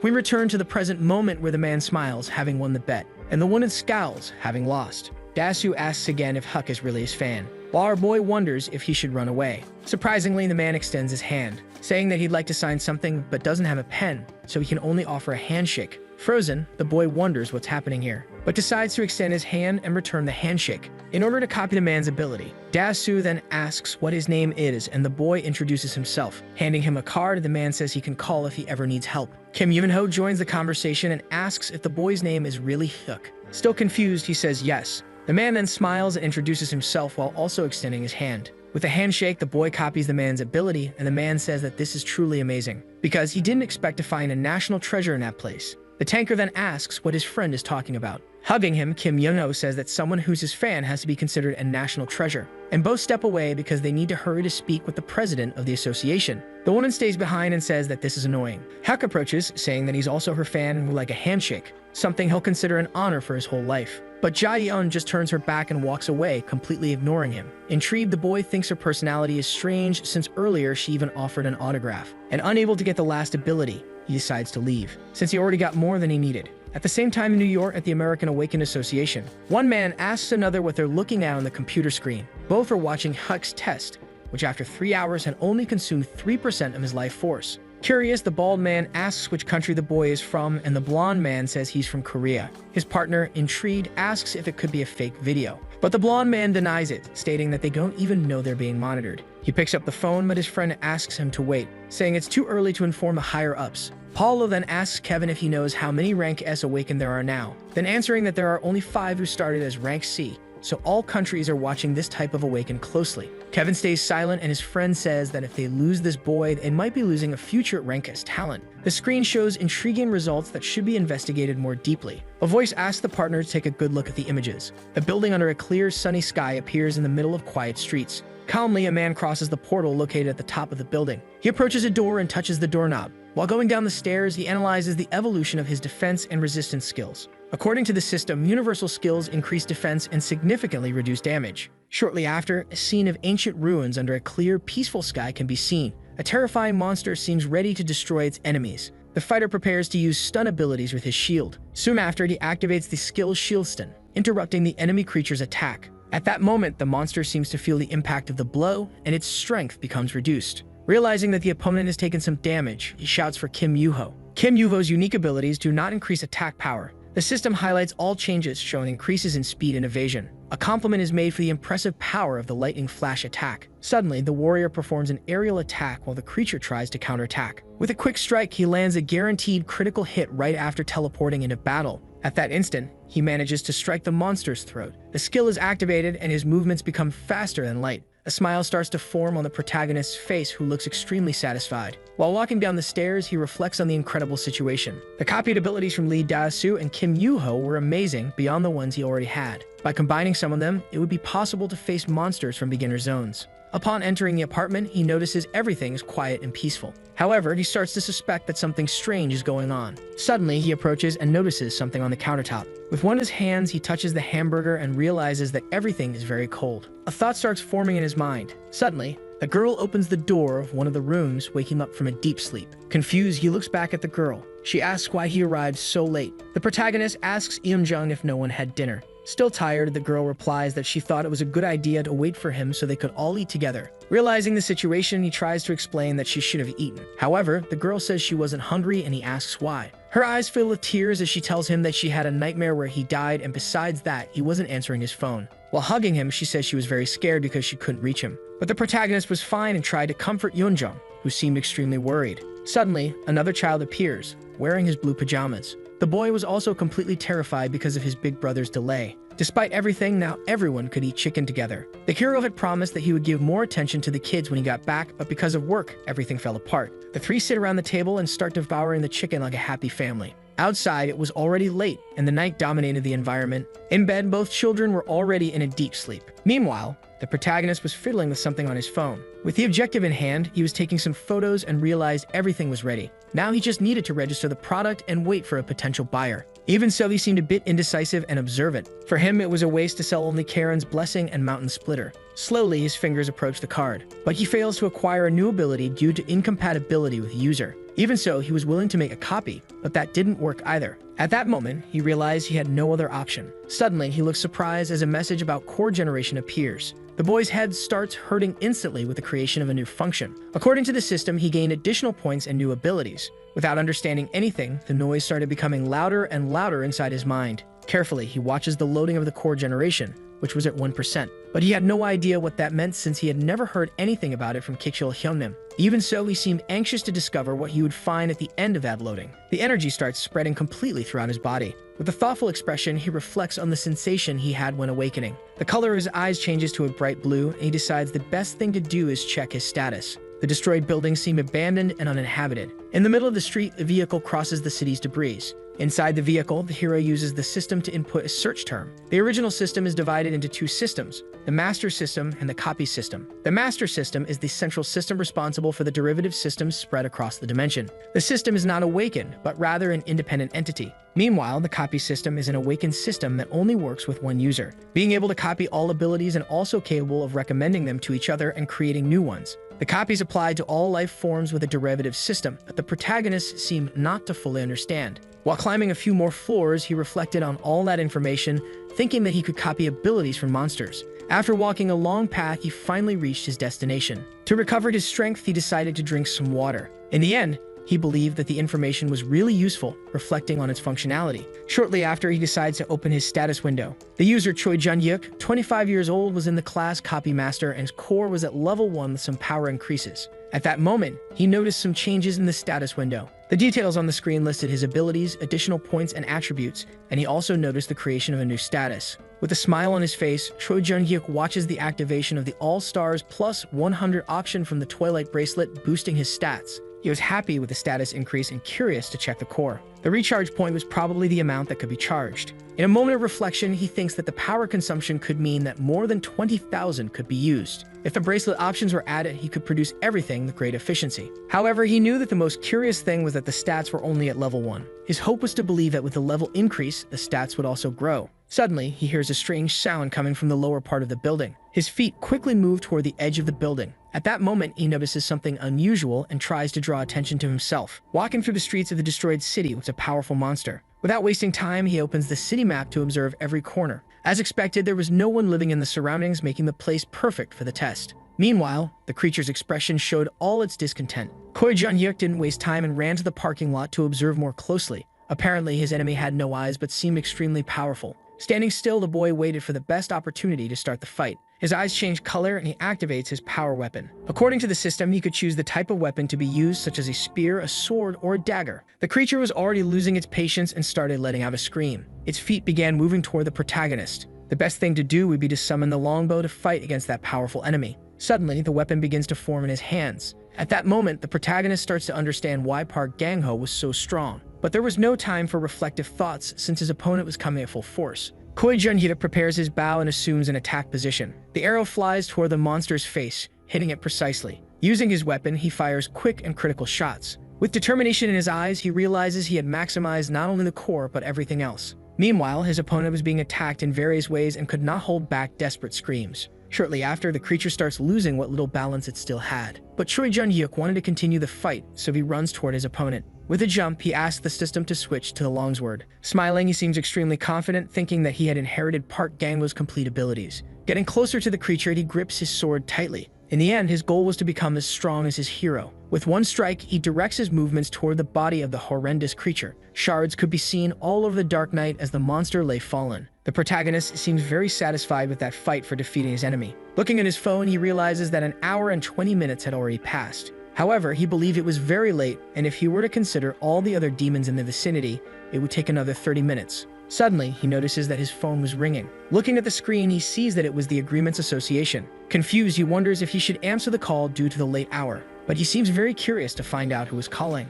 On the other side, a woman introduces herself as Kim Joo-hee from the reception team. Without saying exactly what she needed, she asks if the boy was awake. Kim Joo-hee explains that she received a sudden call from the secretary's office. Upon hearing that the president of the association wanted to have a private meeting with him, Jung-hyuk notices the appearance of the monster. Without losing focus on the call, he tries to gather more information about the meeting. Before setting a time, he needed to know when the president would arrive. The receptionist informs him that his schedule was the same as every day at 7 a.m. At that moment, the clock showed 6:20 a.m., but the protagonist would be at the designated place at 7 a.m. Meanwhile, the monster was getting closer and closer. Without prolonging the subject, Jung-hyuk was sure that he could arrive in 30 minutes. Hanging up his phone, he turned all of his attention to a new challenge. With intense footsteps, the creature was quickly approaching. Wielding his shield, he activated the stun charge. The aberration's attack was immediately interrupted. With his eyes glowing again, he advances using the lightning strike. Suddenly, he manages to reach his enemy's back by being faster than light. Upon touching its skin, he receives the option to copy the ability of the lowest-ranking soldier of the Vargos race.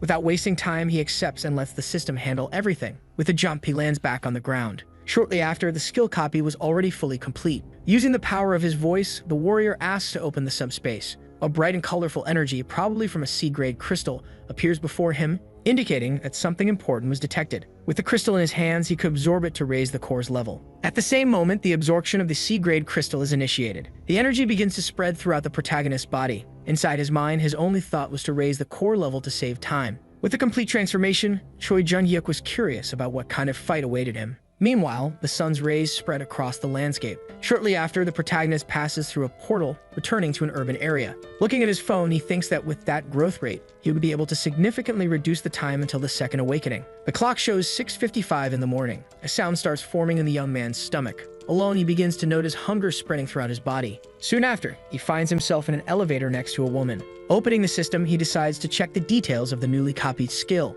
With an expression of curiosity and confusion, he seems unable to understand the recognition of the lowest-ranking soldier. Following the explanation, the recognition would be made by the lowest-ranking soldiers of the Vargos race, who would not attack him. Leaving the elevator, he keeps reflecting on that kind of attack prevention. While following the secretariat, he thought it would be a powerful skill to use when alone. The woman stops and opens a heavy door. With a friendly expression, she asks the boy to enter the room. The gray-haired man in a suit seems very pleased to see Choi Jun-hyuk. Even with some shyness, the boy calmly enters the room. The chief asks him to sit in the chair and make himself comfortable. Smiling, he asks if he could speak informally with the protagonist. Not seeing it as a bad situation, he immediately agrees since the man seemed to be doing that from the start. First, he shows that he is impressed with the boy's punctuality. The president of the association seems not to understand when Jun-hyuk starts mentioning all the tasks he performed for his siblings. For a moment, the two remain silent, just exchanging glances. But shortly after, the chief starts laughing out loud. Despite everything, he believed the boy's words were less of a joke. Changing the subject, he decides to get straight to the main point.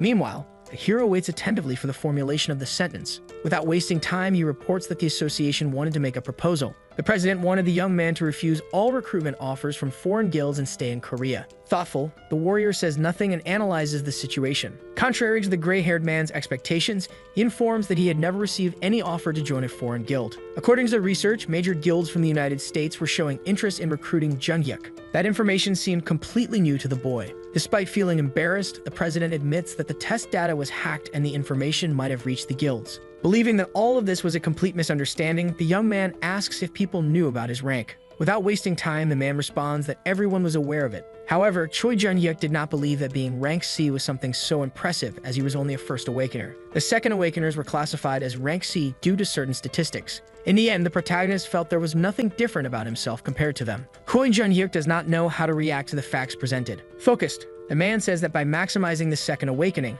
he could aim for rank straight away. The protagonist thinks that with the second awakening secured, he could have abilities comparable to a third awakener and even have a chance at rank S. Considering the boy's abilities, he was extremely valuable, and the association believed that was highly attractive. Therefore, they couldn't just stand by and watch someone so talented be taken away. While receiving a notebook from the secretary, he informs that he had prepared 3 conditions. First, he would receive an initial support fund of 1 billion. Second, total tax exemption limited to his group. Lastly, he would receive 2 parts of an A-rank equipment set provided completely free of charge. Handing him a pen, the president states that the contract period would last until the second awakening. Now, Choi Jung-hyuk had only one mission: accept the conditions and sign the contract. But the protagonist seems suspicious, reminding them that he was only a rank C. Despite hearing the proposal, he informs that he was not convinced. All that support offered just to prevent him from moving to another city seems suspicious, so he wanted to know if there were other conditions. Suddenly, the president stands up from his chair, realizing that the boy was very observant. The association's condition was that he could not naturalize in another country during the contract period.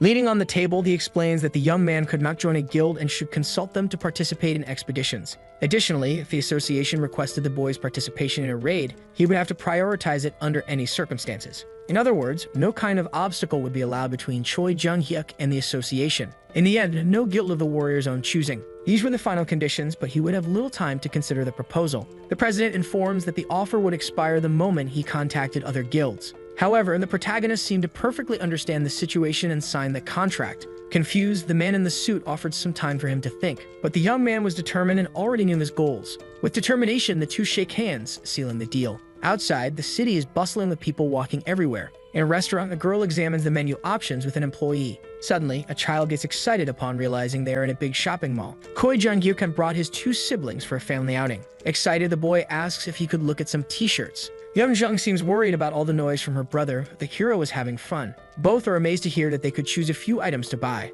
With a smile on his face, the hero says his siblings could choose the 10 items they liked the most. Happiness spreads across the children's faces as they celebrate together. Everything was happening in an unexpected way, but he knew he had to wait until the end of the protection period. Choi Jung-hyuk was worried about possible problems along this journey. Suddenly, Yeon Jung shows her brother a beautiful blue dress. Eunchul immediately likes the outfit and says his sister should get it. An employee approaches and asks the children not to touch the clothes on display like that. Meanwhile, Jung-hyuk reflects on the list of things he should do, relating it to past events. At that moment, he tells the employee not to worry about anything since he would be buying the clothes. Either way, before completing that list, he had absolutely no intention of leaving Korea. Suddenly, a warning for shoppers informs that an unexpected gate has opened inside the mall. The information is repeated once more, showing the real situation to the customers. Additionally, they ask everyone to stay calm and follow the staff's instructions. Amid the crowd, a woman reports that hunters from Taebaek would be arriving soon. According to the orders, everyone should stay inside the mall, but customers already wanted to leave as quickly as possible.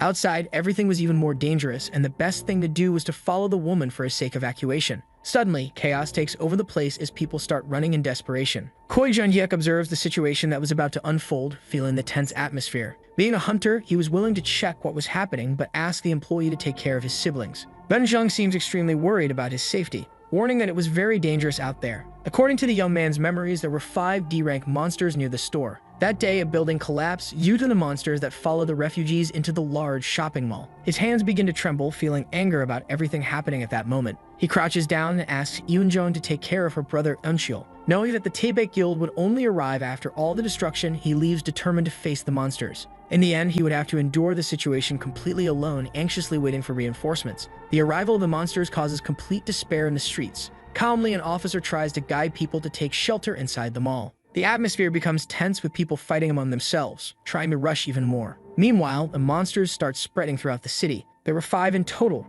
ready to destroy everything in their path. Upon hearing the screams, the creatures begin to look around. People keep running in terror, pushing each other. Choi Jung-hyuk stands in the middle of the group, letting everyone pass quickly by him. At that moment, despair takes over his face as he realizes he was completely alone. The giants were coming toward him, and he no longer knew the best way to defend himself. With a tense expression, he decides to open the subspace. Beside him, a portal is formed for him to choose his abilities. A terrifying aura spreads through the air, showing all the fury present in the creature. The young man could not let any of them pass. He had to protect his brother at all costs. According to his shield, it was ready to take down each of his enemies. With the swift movement activated, he would trick the opponent with quick movements. The strike manages to hit the opponent's leg with tremendous force. Upon feeling the attack, the creature lets out a powerful scream of pain. Using his speed to his advantage, he moves throughout the area, confusing his enemies. Suddenly, he stops running and observes the situation. Those abominations follow the protagonist's movements and turn their bodies. Junhyuk provokes his opponents, calling them to fight. The five seem irritated by that boy's arrogance. Without wasting time, they start running toward their small target.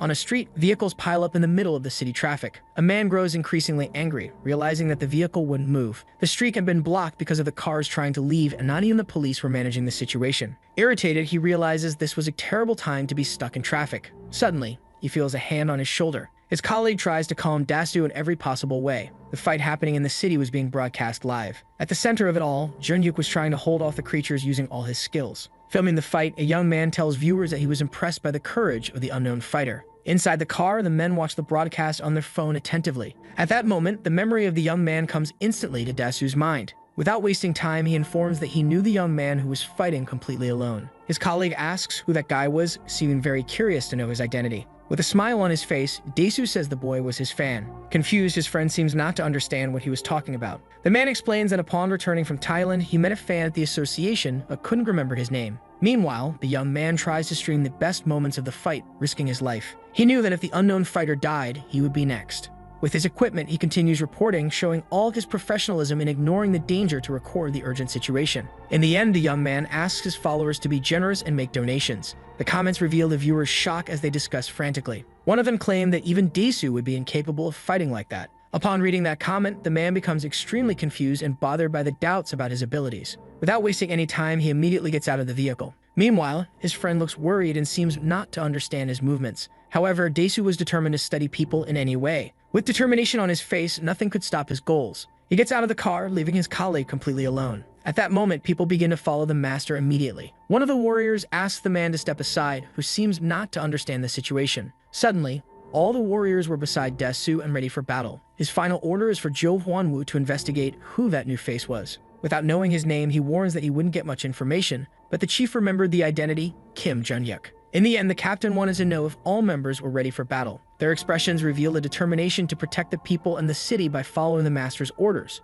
Now, everyone could head straight into the battle together. Hearing the command, they all start running toward the fight. Like a fierce blow, one of the monsters tries to hit the warrior, but he is faster and manages to dodge with all his acquired skills. Even so, the impact causes him to fall to the ground. His face is already covered in sweat due to the intense fight. In his thoughts, he begins to pray for some kind of help since the fight was unfair. This was the best opportunity to use the super sense. In every way, he tries not to be reckless and avoids the most difficult strikes. His enemies were terrifying and completely insane, besides being powerful abominations. Junhyuk tries to run as fast as possible, but he knows that facing two monsters at once was anything but simple. He starts to slow down and stops near the creature's claws. With a roar, the monster seems to observe the best chance to attack. At that moment, the protagonist realizes that his plan worked, successfully tricking the opponent. However, he notices an unusual situation and becomes completely confused. With a surprise attack, the opponent tries to use its giant paw to trample him. Dasu arrives with his team, all ready to help as much as possible. The powerful shield protects his face as he gets closer and closer with the stun enhancement activated. Gathering all his strength and skills, he manages to deliver a powerful blow. The creature is completely disoriented, not understanding where the strike came from. Junhyuk is amazed to see his idol sharing the same battle with him. His orders are for Kim Do-hoon and Jang Soo-jong to take care of two Karhan. Jae Hwan would be responsible for checking if there were other survivors around. Duel was assigned to heal Choi Junhyuk and stay with him until the end of the fight. While settling on the ground, the boy questions the delay of the guild master. Noticing that the boy kept chattering, Dasu realizes that he could fight against two more monsters. After being completely healed, the protagonist would have the mission to fight with a group for the defense of the city. Meanwhile, Duel spreads his powers throughout the boy's body. Instead of attracting aggro again to buy time, the best thing to do was for Junhyuk to enter tanking mode and defeat them quickly. Handing over the shield, Dasu wants to make sure the boy understands his plan. The more time was wasted, the greater the damage. From afar, they could notice another creature approaching. Now the two are ready to fight side by side. The Kargan runs toward them, increasing its speed more and more. In the underground shelters, people tried to hide from the danger. The broadcast announced that the Taebaek Guild had already arrived at the scene but hadn't managed to defeat any Karhan. Yeonjung seemed very worried while listening to that information. The employee immediately notices the little girl's fear. Calmly, Unchul asks her not to be afraid since the situation would be controlled quickly. The two continued discussing Choi Junhyuk's safety when new reports appeared. Finally, the group of hunters was able to defeat the first Karhan. Everyone in the shelter celebrates that news with great excitement. The children are also happy to realize they are winning the fight. Very curious. Unchul starts walking to try to see what was happening. The employee stops him from going outside, informing him that it was extremely dangerous. Before she could grab the boy, he starts running. Soon after, another Karan is eliminated by the group. Now only 3 were left. The 2 men hug and celebrate the victory while noticing messages from countless people around the world. They discuss the efficiency of the Taebek Guild and also question the identity of the rookie. For almost an hour, he had the power to hold off the 5 monsters. Unchul approaches the men and informs them that the hunter was his older brother. The boy was extremely proud to see all of Choi Jun-hyuk's abilities. Outside, it was already night, and everything was darker with street lamps illuminating the roads. The war was still not over, and the warrior was running everywhere holding his shield. With a jump, he tries to divert the Karan's attention. His weapon transforms into something sharp enough to completely finish off the abomination. After 7 hours since the start of the fight, everything had finally ended. Meanwhile, Jun-hyuk realizes that he was extremely tired. Now he could rest, feeling as if he would collapse at any moment. Daesu thanks the boy for the great work he had done. Choosing his words carefully, he asks the young man something unusual.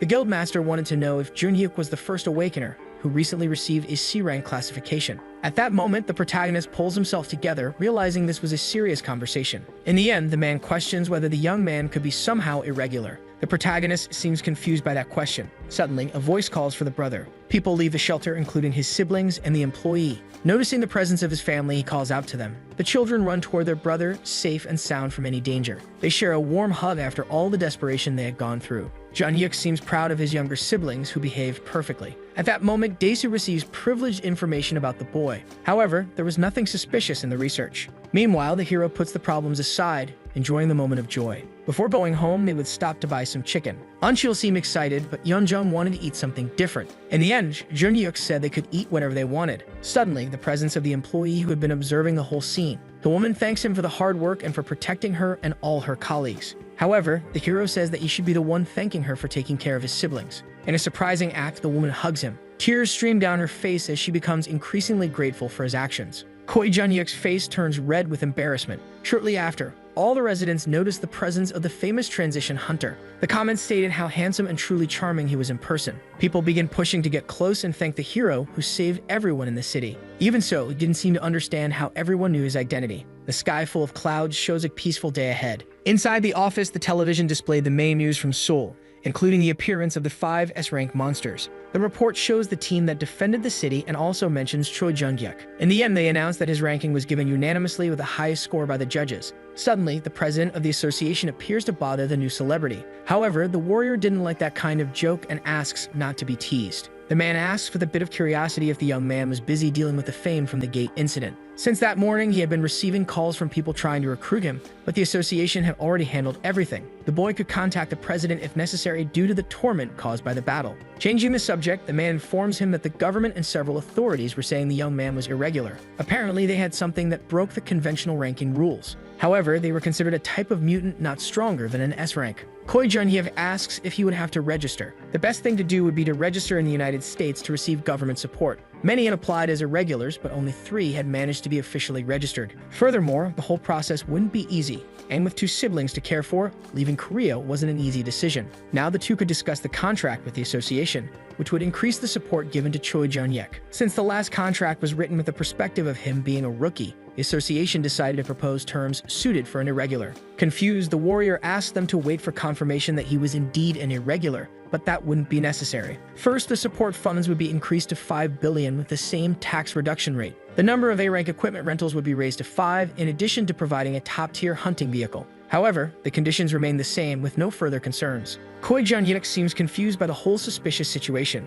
Even so, the president tries to understand the reason behind the boy's suspicious look. At that moment, he asked about the hunting vehicle. He wanted to know if it could be arranged for the same day. On the highway, a white vehicle starts accelerating rapidly. A voice announces that it was Daesu, the tanker from the Taebek Guild. Driving his new car, Jun-hyuk calls the master. The man had informed him that the boy could contact him if he ever needed any kind of help. However, his real goal was to meet with him if possible. Opening the subspace, the 2 arrange the meeting for that very moment. The portal opens and the protagonist places his hand in that powerful energy, stating it would take about 10 minutes to arrive. In his hands, he holds one of the cards, trying to understand the setup. Previously, he decided not to sell Kieran's blessing and Mount Splitting because they were extremely valuable. Instead of exchanging the cards for money, he tried to acquire the abilities. But the action wasn't completed due to user incompatibility. With the gate incident, all the attention that was supposed to be on Daesu was now directed at Choi Jun-yik. That's why he had prepared a small gift for the man who was responsible for saving his life. It was a mount-splitting tanker skill card. At that moment, Daesu was shocked at the mention of the card since there were only 9 like it in the entire world. However, the user would need to be extremely careful when using the card, trying to prevent damage.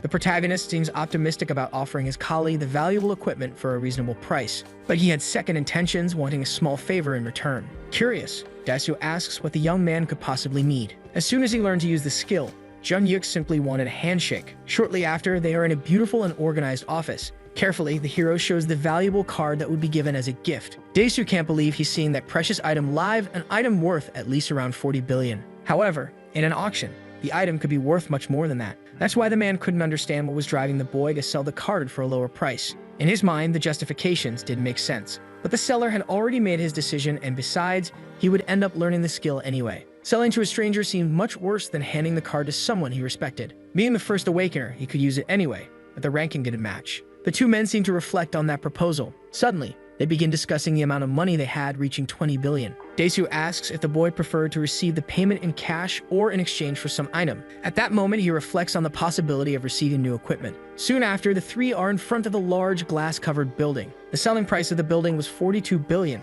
and they ask if the young man was interested in that kind of deal. However, he reflects on the possibility of becoming a building owner. Beside him, the guild master starts a conversation. With a smile on his face, he asks if the boy liked the building. Suspicious, he reflects on the proposal and doesn't answer the question. In the end, they stop wasting time, and the boy accepts the building in exchange for the skill card. The master seems extremely satisfied with his new acquisition. Suddenly, his body is enveloped by a powerful energy that takes over the environment. Happiness overflows in Jun-yik's eyes as he watches the scene attentively. The system confirms that the hunter successfully acquired the skill without any problems. Now in Asia, together with Wang Weichong from China, Li Daesu was the only tanker to learn the mount-splitting skill. Additionally, his Asian ranking was about to rise as well. The two shake hands, sealing the deal. Curiously, the master asks what the young man would do from now on with his new building. According to his plans, he was trying to start some kind of work as a mercenary. For now, his priority was to hunt safely in the beginner zones. Even with all the money, he couldn't forget that they lived in a dangerous world, and he had to take care of his siblings. His parents died during the Great Catastrophe, and they went through hard times. Because of that, the childhood of the three was a terrible nightmare not worth remembering. His only wish was that his siblings' future wouldn't be a nightmare like the past. Jun-yik wanted to give them a life free of financial difficulties,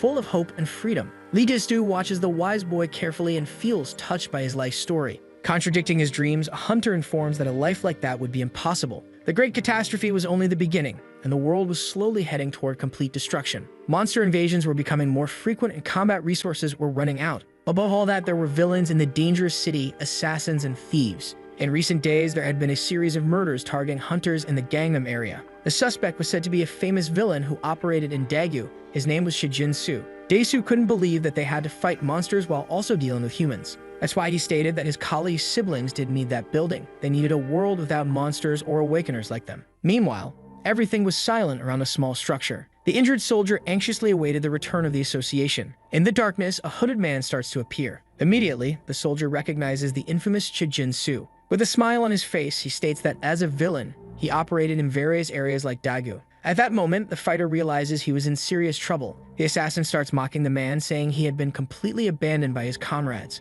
However, the warrior wastes no more time and charges toward the villain, raising his weapon. But the villain is faster and manages to dodge the strike. Soon after, he lands a precise attack on his enemy's stomach. Quickly, the man falls to the ground, feeling intense pain throughout his body. Shijin-su knew that the soldier had requested reinforcements, so he couldn't stay there too long. Curiously, he asks if the guy knew someone named Choi Jun-yik. But the man doesn't answer his questions and simply tells him to go to hell. Realizing that the soldier didn't know the target, he lands another blow to his throat. The assassin seems to enjoy every moment with a wide grin on his face. After claiming another victim, he turns to leave. Before departing, he decides to check something on his phone. The images of the fight against the 5 monsters were displayed on his phone. With his face completely covered in blood, he seems to reflect before deciding. Unexpectedly, he clicks the like button on the video. At that moment, his expression changes completely, and he starts laughing intensely and menacingly. 1 week later, in the beginner hunting area of Goyang City, a terrifying monster appeared and was ready to claim some victims. Using all his strength, the boy manages to stop the attack. That was the last prey for today. From a distance, spectators watch the fight. The man holds his position as the creature approaches. Nearby, a fighter defends himself with a bow and arrow. Suddenly, the young men find themselves inside the arena. Touching his companion's arm, he informs him that it was time for the final strike. Upon hearing the command, the boy seems determined to finish the fight. Suddenly, he starts running, accelerating more and more. With his unique skill Power Strike, level 1, he charges his weapon with strength to unleash a powerful attack. The energy starts to pour out from all directions, causing movement around. Quickly, the enemy's body is engulfed in intense flames. Gradually, it completely disintegrates. At that moment, Jung-hyuk is informed that there was only one Karhan left to be finished. Without wasting time, he delivers a final blow and runs toward the other monster. Even with its twisted arm, the creature seems ready to attack. At that instant, the man calls Seo Yijin's attention. Without delay, the archer realizes the situation and decides to intervene. With her weapon, she aims at the monster's head and fires. The arrow is so fast and powerful that it pierces through the aberration's skull. In that battle mode, it took 2 hours and 20 minutes to be completed, while alone it took much less. However, there was nothing he could do due to the noise about the irregulars. Shortly after, the man in the armor comes down to congratulate Jung-hyuk. Thanks to him, the hunt was extremely easier than expected. The young man was extremely grateful for the invitation to join the battle, but his companion was very impressed with the boy's progress, who had become an irregular and a mercenary. However, his plans were more ambitious, and he aimed to organize a guild. His goal was to learn as much information as possible from that experienced warrior. A guild and a team were extremely different things. But the boy made the man reflect by saying they were quite similar in terms of organization. In that case, he began to completely change his opinion. With an unexpected proposal, he offered the opportunity to be in charge of the team this time. Confused, the protagonist seemed not to understand the meaning of that. As a leader, he had been leading the team, but now he was planning to graduate from the beginner's zone. The man informs that he couldn't stay in that zone forever, and the perfect person to take the position was Choi Jung-hyuk. Moreover, since it was not a guild, he would be able to gain a lot of experience. The girl states that everyone owed their lives to the boy, so he was much more than qualified. The young man beside her agrees with the statement, saying he was very grateful for the help received in the battle. The leader realizes that 2 members had already agreed with that possibility, and upon questioning the others, they seemed happy with the protagonist's leadership.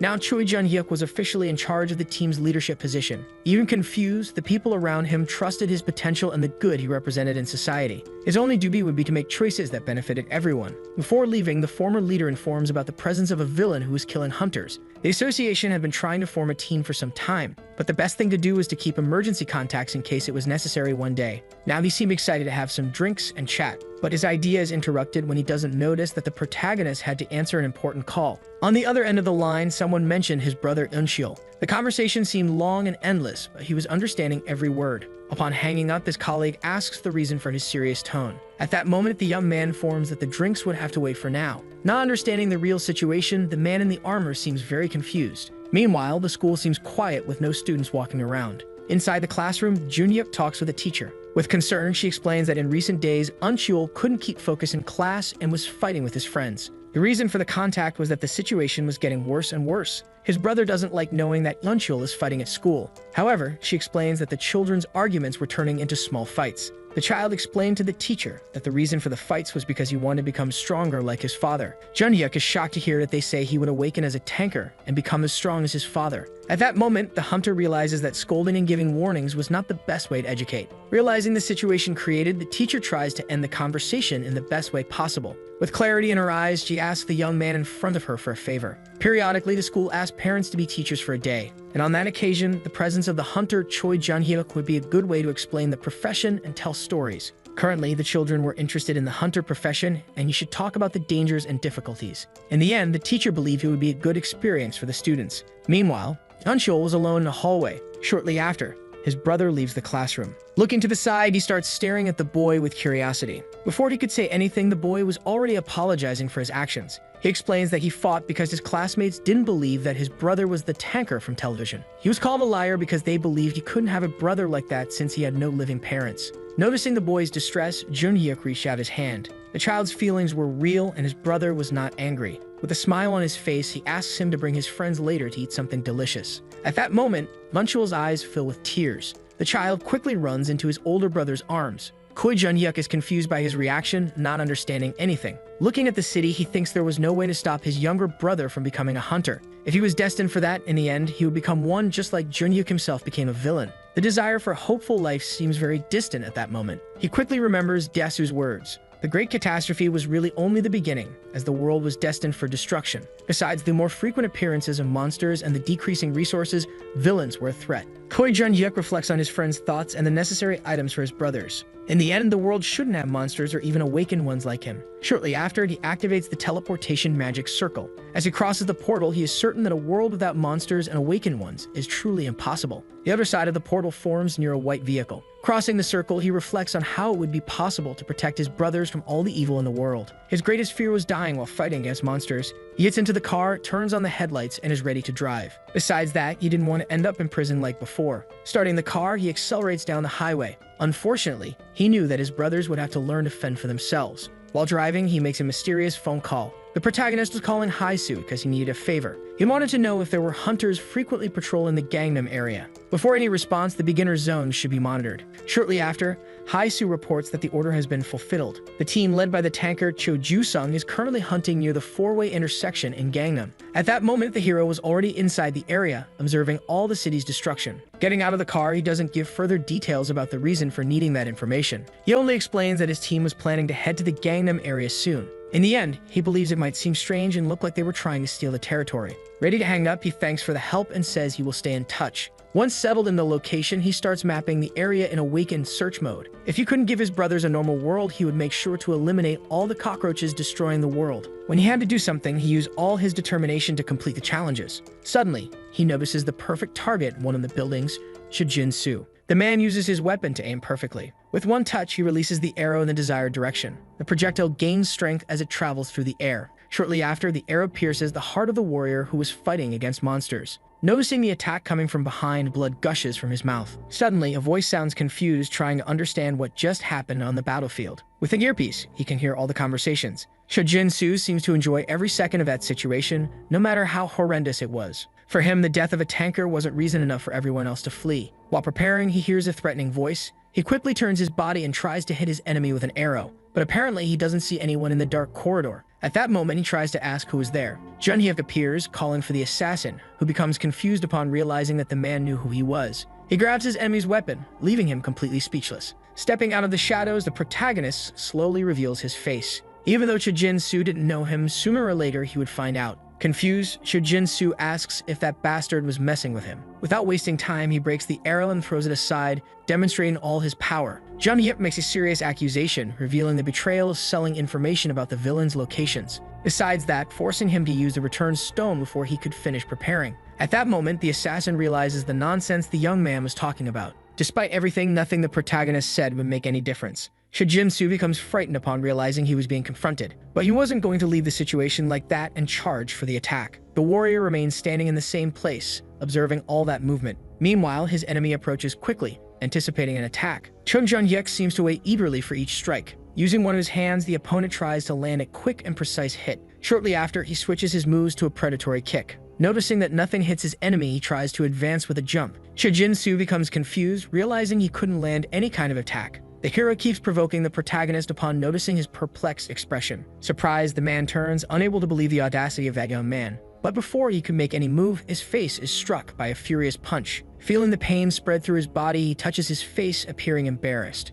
With a smile on his face, Jun-hyuk states that from that day on, his opponent wouldn't need that meal anymore. Chojin-su puts one of his hands in his pocket, looking for a tool. Suddenly, he uses a device that creates smoke in the environment. Surprised by that unexpected move, the young man can no longer see anything in front of him. Realizing that his opponent was defenseless, the assassin wields a sharp weapon. Jun-hyuk grows increasingly irritated, trying to force his eyes to see in all directions. Meanwhile, the man approaches from behind the protagonist, but he already had a trick up his sleeve and decides to activate his super sense. Unaware of his intentions, Jin-su charges for the attack, believing in his victory in the fight. His goal is to strike the victim's neck with full force, but his movement is quickly stopped by the hero. Not understanding anything, the boy becomes confused and lost in the middle of that situation. Using all his skill, the warrior grabs his enemy's body. Falling to the ground, he tries to strike his face with another blow. In the end, all villains were the same, always trying to dominate by attacking the neck from behind. After hitting his enemy with a blow, Jun-hyuk still had a strange sensation in his eyes. Not understanding what kind of substance was used, he tried to rub his hands to recover his vision. Meanwhile, the villain desperately begged for his life, saying he would give all the items he had collected in exchange. But the young man already knew the full address of where all those things were. Unable to move a muscle to get up, the boy became increasingly impressed by his opponent's abilities. Koi Jun-hyuk had killed many awakened ones while living as a villain, turning all the stolen items into money. At that moment, he was completely determined to end Jin-soo's life. The assassin begged for his life, but the protagonist didn't seem to care at all. When the world was completely destroyed, all of that became meaningless. The body of the wanted assassin Jin-soo was left in front of a police station. The latest news reports that the prime suspect in the Gangnam serial murders was arrested last night. With a smile on his face, the hunter paid close attention to every piece of information. On his phone, he watched the images of Jin-soo's arrest. Before the regression, the warrior's power was at the same level as Jin-soo. However, the difference in strength status of 100 was very clear, enough to tear that guy apart like paper. While watching the news, he noticed people's happiness about the assassin's arrest. A hunter states that it was very difficult to operate in the Gangnam area and that many people were scared. Now he was very relieved to realize he could finally focus on his hunts. Shortly after, the president of the association enters the room. Noticing Jun-hyuk's presence, he apologizes for being late, but the boy doesn't seem to care anyway. That meeting was scheduled by the protagonist, which made the president suspect he might be having problems. Shrugging, the hunter already said it wasn't anything concerning. That meeting happened so the young man could discuss some new adjustments to the contract. The gray-haired man becomes frightened upon hearing that the boy intended to terminate the agreement. According to Choi Jun-hyuk, the promise made to the president of the association would have to be undone. Outside, the sunlight spread across the entire environment. On the highway, a car accelerated more and more. Choi Jun-hyuk was driving the vehicle with a slight smile on his face. Shortly after, a young man is awakened by the sound of the doorbell. At that moment, he is shocked to realize who is standing in front of him. Suddenly, he bows deeply in respect to Jun-hyuk. Meanwhile, the protagonist jokes that the boy looked like a gangster. He had come to the house just to talk about something with his grandmother. At the same instant, the boy calls for his grandmother, shouting. Upon hearing that Jun-hyuk had something important to tell her, his grandmother's interest is sudden.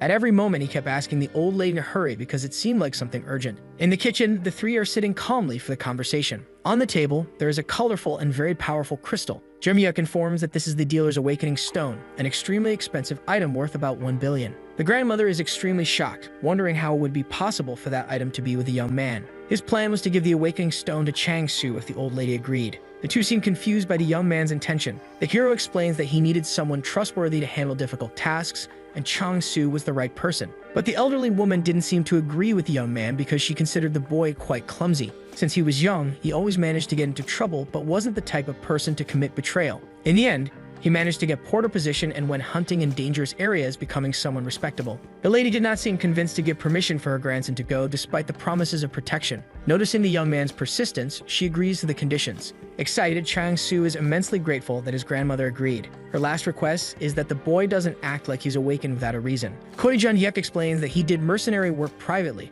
not being officially part of the association. Confused, the boy asks if the association didn't care about that situation. Deep down, the protagonist knew that the association wouldn't want to be involved with that kind of work. Suddenly, his memories go back to the day he discussed his plans with the president. To do mercenary work, it is necessary to open an office and register it as a business. But that was due to taxes, and being a mercenary was a very different case. That's why the young man questioned the possibility of the president granting permission for a guild registration. At that moment, the gray-haired man began connecting the fact that he wanted to break the contract. If he registered a guild and didn't manage it properly, later rumors could arise about tax evasion and other gossip. However, the president was confused about the idea of creating his own guild. Due to the support received from the association, he warned that he wouldn't be able to help with the situation. Confused, Choi Jun-hyuk didn't understand what his next step should be. Besides that, the president didn't seem to understand the reason for mercenary work since he already had a large amount of money. Determined, the young man explains that when you can do it, you increasingly want to expand. Not long ago, he realized that hunting some monsters made a real difference in the world. As a hunter, his goal was to hunt more and more monsters before dying, making the world a better place. Upon hearing those words, the president began to understand the young man's intentions. Suddenly, he calls Jun-hyuk's attention, who responds immediately. But he simply asks the young man if he came to the association just to talk about cockroaches. The president suggests taking advantage of being at the association and registering the guild, making the process easier. By officially registering, there would be a formality to request assistance in the future, implying more structured processes. Through an official commission, possible misunderstandings or discomfort between the involved parties would be avoided. With a slight smile on his face and winking one eye, he waits for the protagonist's response. Choi Jun-hyuk seems to like the options offered to him. Returning to the present, he reassures the others by stating that he already resolved the situation with the association. Instantly, Chang-soo is shocked by that answer. But his grandmother quickly gives him a smack on the back of his neck, realizing the boy doubted Jun-hyuk. The grandmother believed every word the young man said, knowing that he wouldn't tell lies. After explaining his plans, he adds that they would be leaving soon.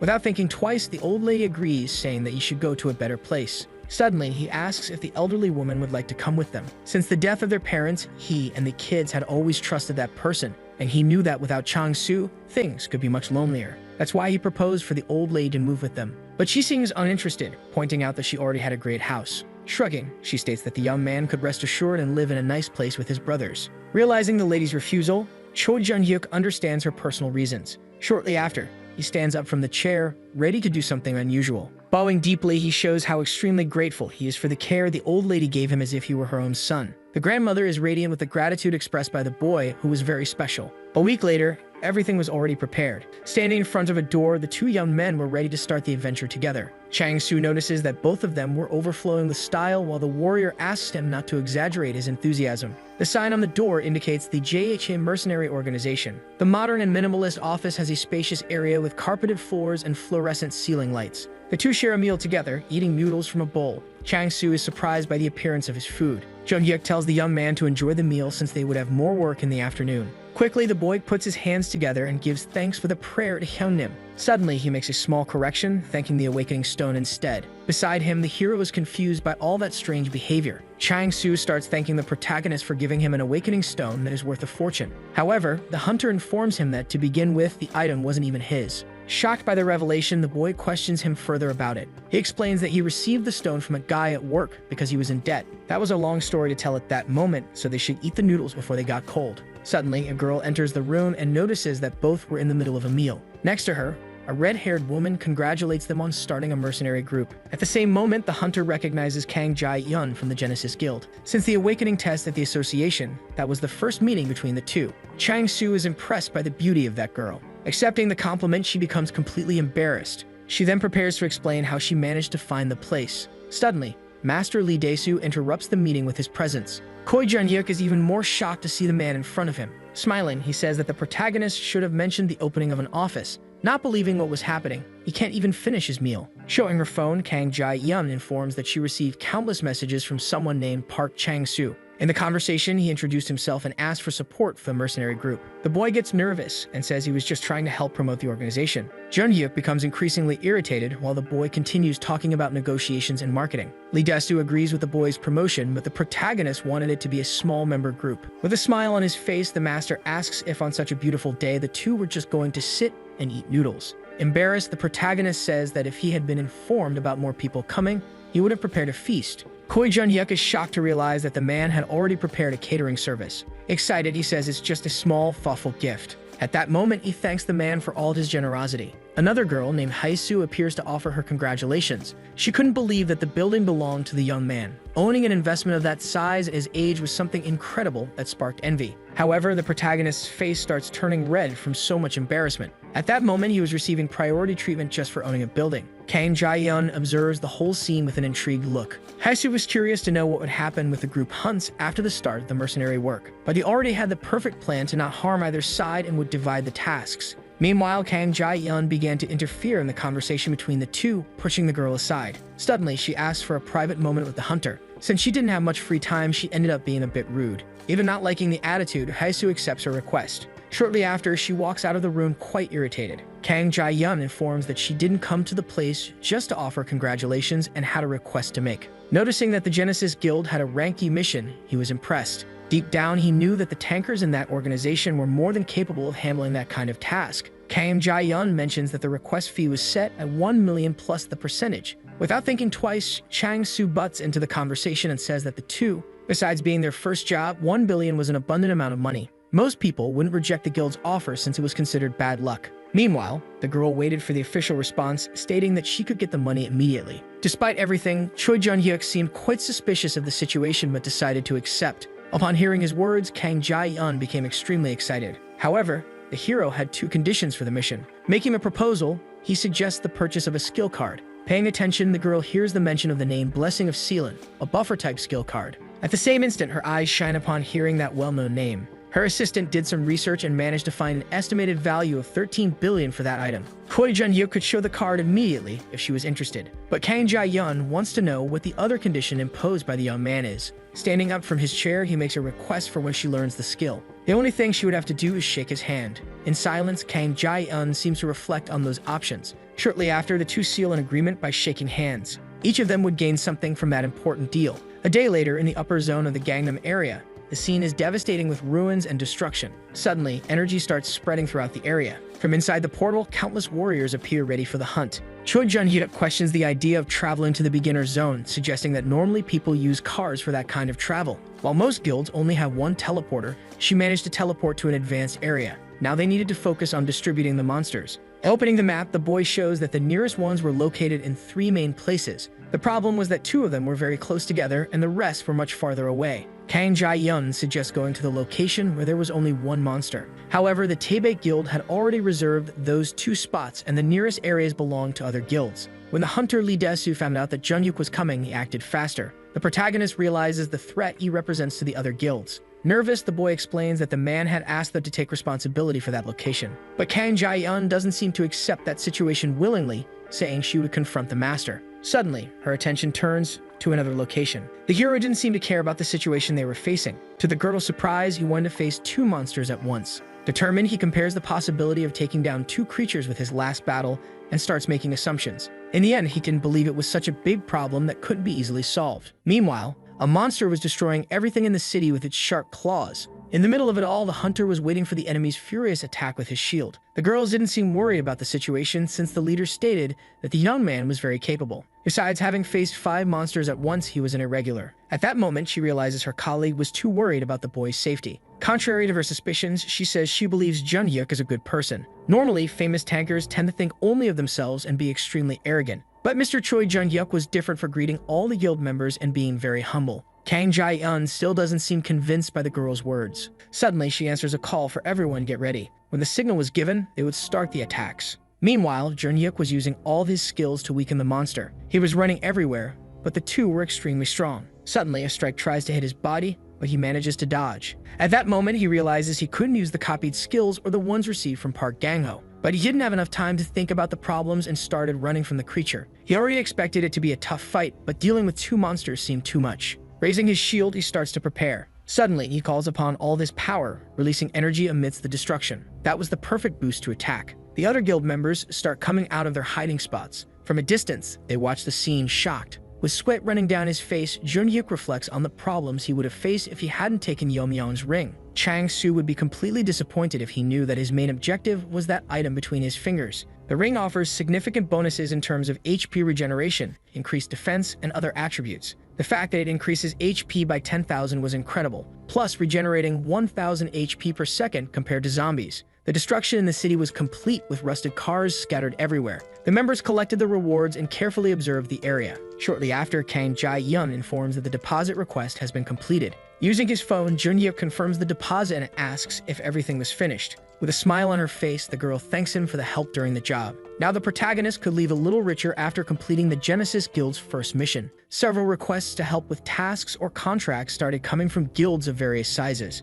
The lack of tankers may have caused difficulties in completing some missions. Moreover, most rank D tankers hunted in that region usually sponsored by large guilds. The young man is hit with a blow to the face, being thrown backward. In any case, the protagonist spent a month hunting relentlessly. When there was no mercenary work, he hunted with the team, and when there wasn't even that, he ended up going alone. At that moment, he realized he was reaching his limit and wouldn't be able to travel the long road alone. Shortly after, an energy starts taking over his body. The system shows that the second awakening is complete, generating skill points and an additional core. His body begins to transform while the random skill used by the previous user, Park Kang-ho, is inherited. The urban environment is completely devastated with partially destroyed buildings and ruins. The system highlights the features and improvements of skills such as increased efficiency and reduced cooldown time. For now, with the second awakening, both the protagonist's vitality and strength had increased. While tasting a protein bar, he thinks about how to distribute the points to improve his skills. Navigating the system, he tries to check what would be equivalent to a third awakening. Besides the skills, he begins to suspect that other things have been altered.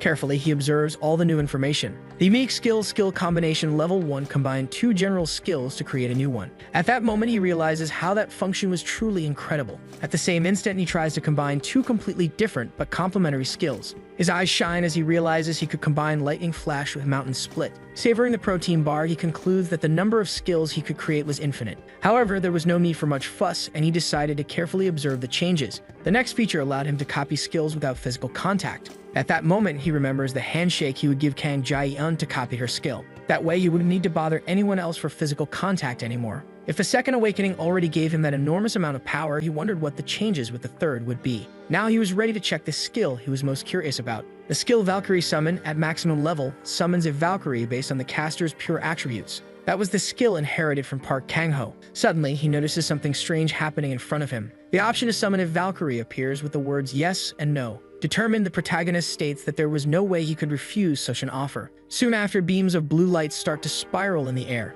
A portal begins to open in front of the warrior. Confused, he seems unable to understand anything happening before his eyes. A beautiful female figure begins to form, assembling from the beams of light. The energy is so intense that he can barely observe the entire scene. In a short time, the Valkyrie is fully formed and calls him Lord. Impressed with that ability, Jun-hyuk is left speechless, not knowing how to react. Looking at the system, he seems genuinely shocked by what just happened. According to the information, he could choose a name for the Valkyrie. However, the Valkyrie's status window was a bit strange without skills and equipment. The woman explains that her lord should be responsible for equipping the empty slots. If he equipped her with gear, it would be directly applied to her. Although it was strange, she starts to understand what needed to be done. Shortly after, a portal opens upon activating the subspace. Koi Jun-hyuk sticks his head into the red energy and starts searching for valuable items. Meanwhile, the Valkyrie waits for her master's return with new instructions. The scenery remains decayed with toppled buildings and empty streets. At that moment, the Valkyrie was already much better equipped with new armor. Even though the equipment wasn't to her liking, the hero asked for a bit of understanding.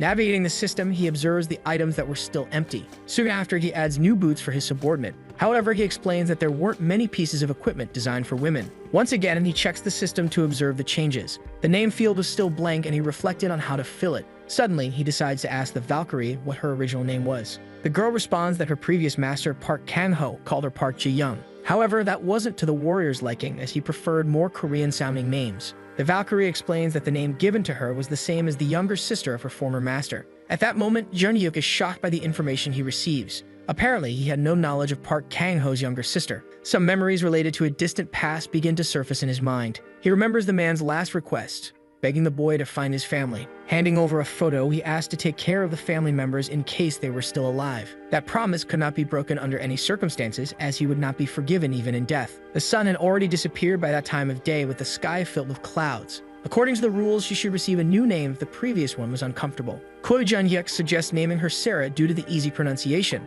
With a smile on her face, the Valkyrie says that any name chosen by the master would be great. Now he wanted to know if he should give her commands every time they fought or if she would be able to act on her own. The commands given by the master would be prioritized in tougher battles, but she could respond according to the situation. With curiosity in his eyes, he asks what fighting style Park Kang-ho had chosen. When she was with her previous master, the Valkyrie used to act as a frontline defender. Immediately, the boy asks for the map to appear in front of him. Observing all the locations, he wonders if the two should try hunting a monster as a test. Meanwhile, the creature was wandering calmly through the city. Unexpectedly, a warrior appears in front of it, ready for battle. Since he was different from Park Kang-ho, he would need assistance during the attack instead of defense. Floating through the air, she listens to her master's orders and charges her weapon. Sarah knew all the dangers, understanding that she could be restored if she died during battle. From the ground, he orders the Valkyrie to focus on dealing as much damage as possible. Suddenly, the creature lets out a scream, preparing for the fight. Meanwhile, the protagonist remains on the ground, shielding himself with his shield. Giving clear instructions to the Valkyrie, he asks her to strike with lightning flash when hearing the command.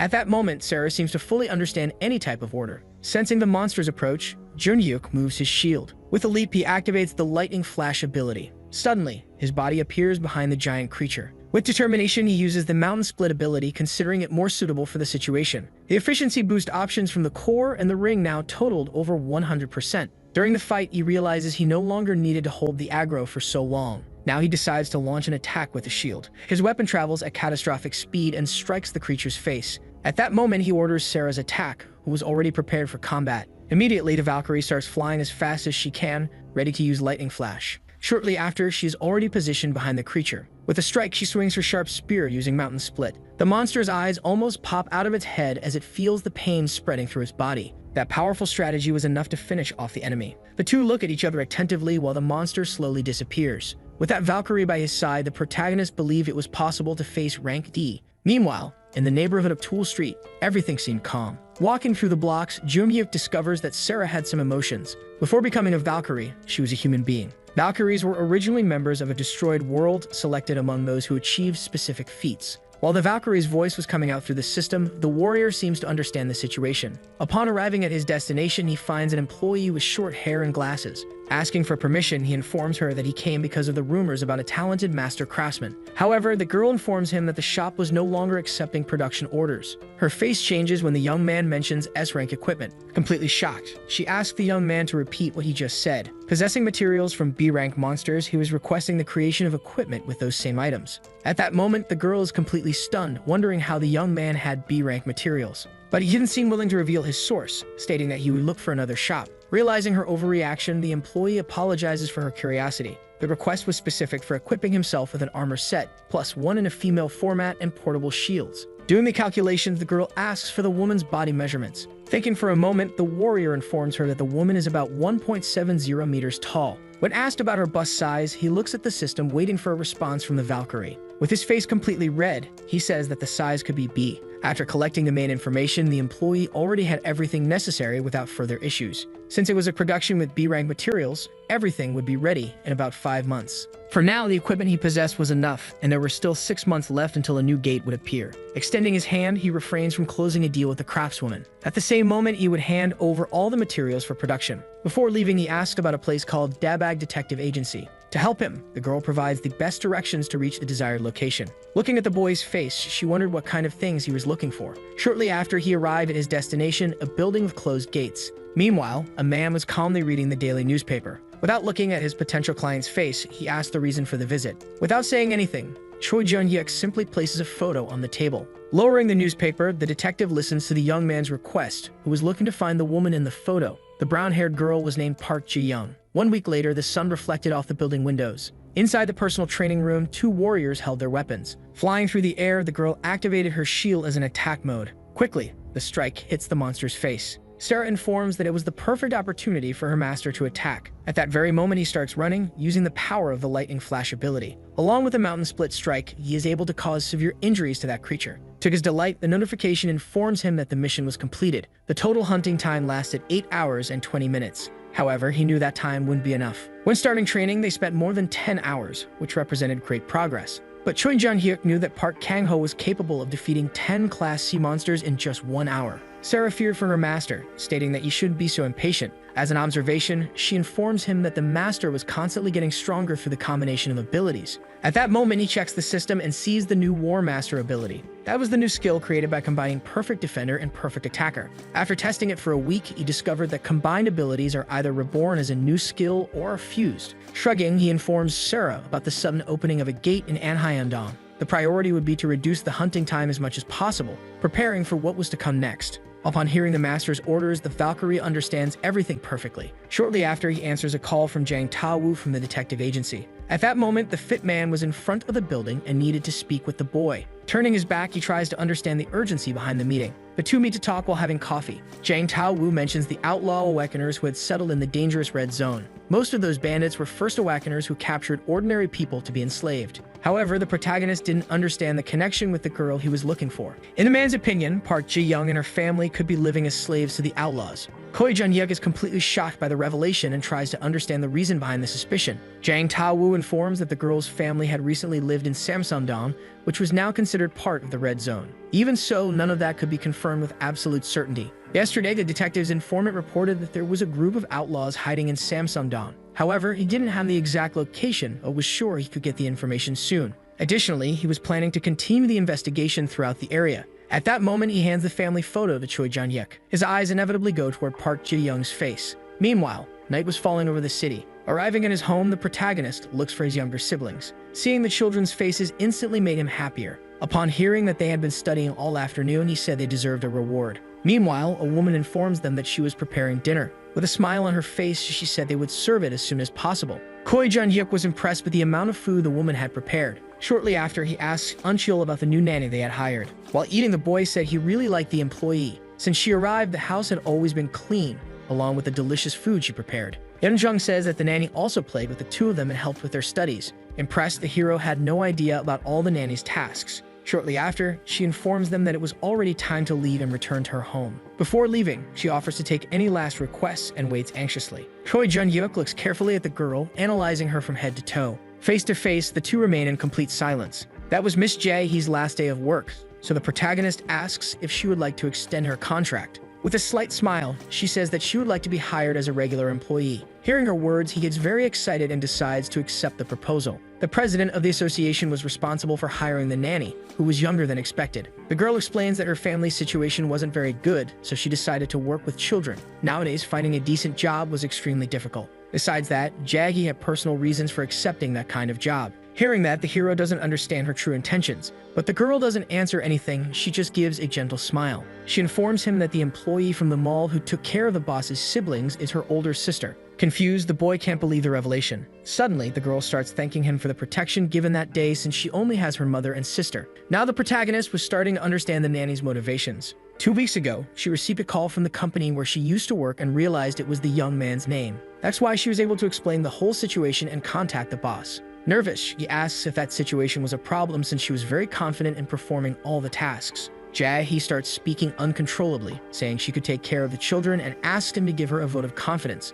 But the protagonist didn't seem worried and decided to talk only about the contract. Rank 6 in the business world of Korea, headquarters of the Mirei Group. In a room, several men in suits were discussing negotiations. Kim Do-sung, the commander of the Mirei Group and son of Kim Me-jin, points out his father's decision to operate the guild. It was an ambitious project prepared and entrusted to Kim Do-sung. At that moment, he wanted to exceed his father's expectations by recruiting influential people. Everyone knew they needed someone strong enough like Lee Da-soo, Kim Yoo-ho, or Kang Jae-yun. It wouldn't be an easy task since the most famous names belong to the most powerful guilds. However, the executive didn't want excuses, he wanted solutions. Meanwhile, everyone remained silent, thinking about the possibilities. Suddenly, Supervisor Hwang Chae-sung asked to intervene in the negotiation. Quickly, Kim Do-sung told the boy to express all his opinions. He had knowledge of a valuable person highly recommended like the powerful ones mentioned in the meeting. At that moment, the executive becomes interested in his words. With determination on his face, he mentions a name already known to everyone, the irregular Choi Jun-yik. Kim Do-sung likes the suggestion about the hero who fought against 5 ranked key monsters and succeeded.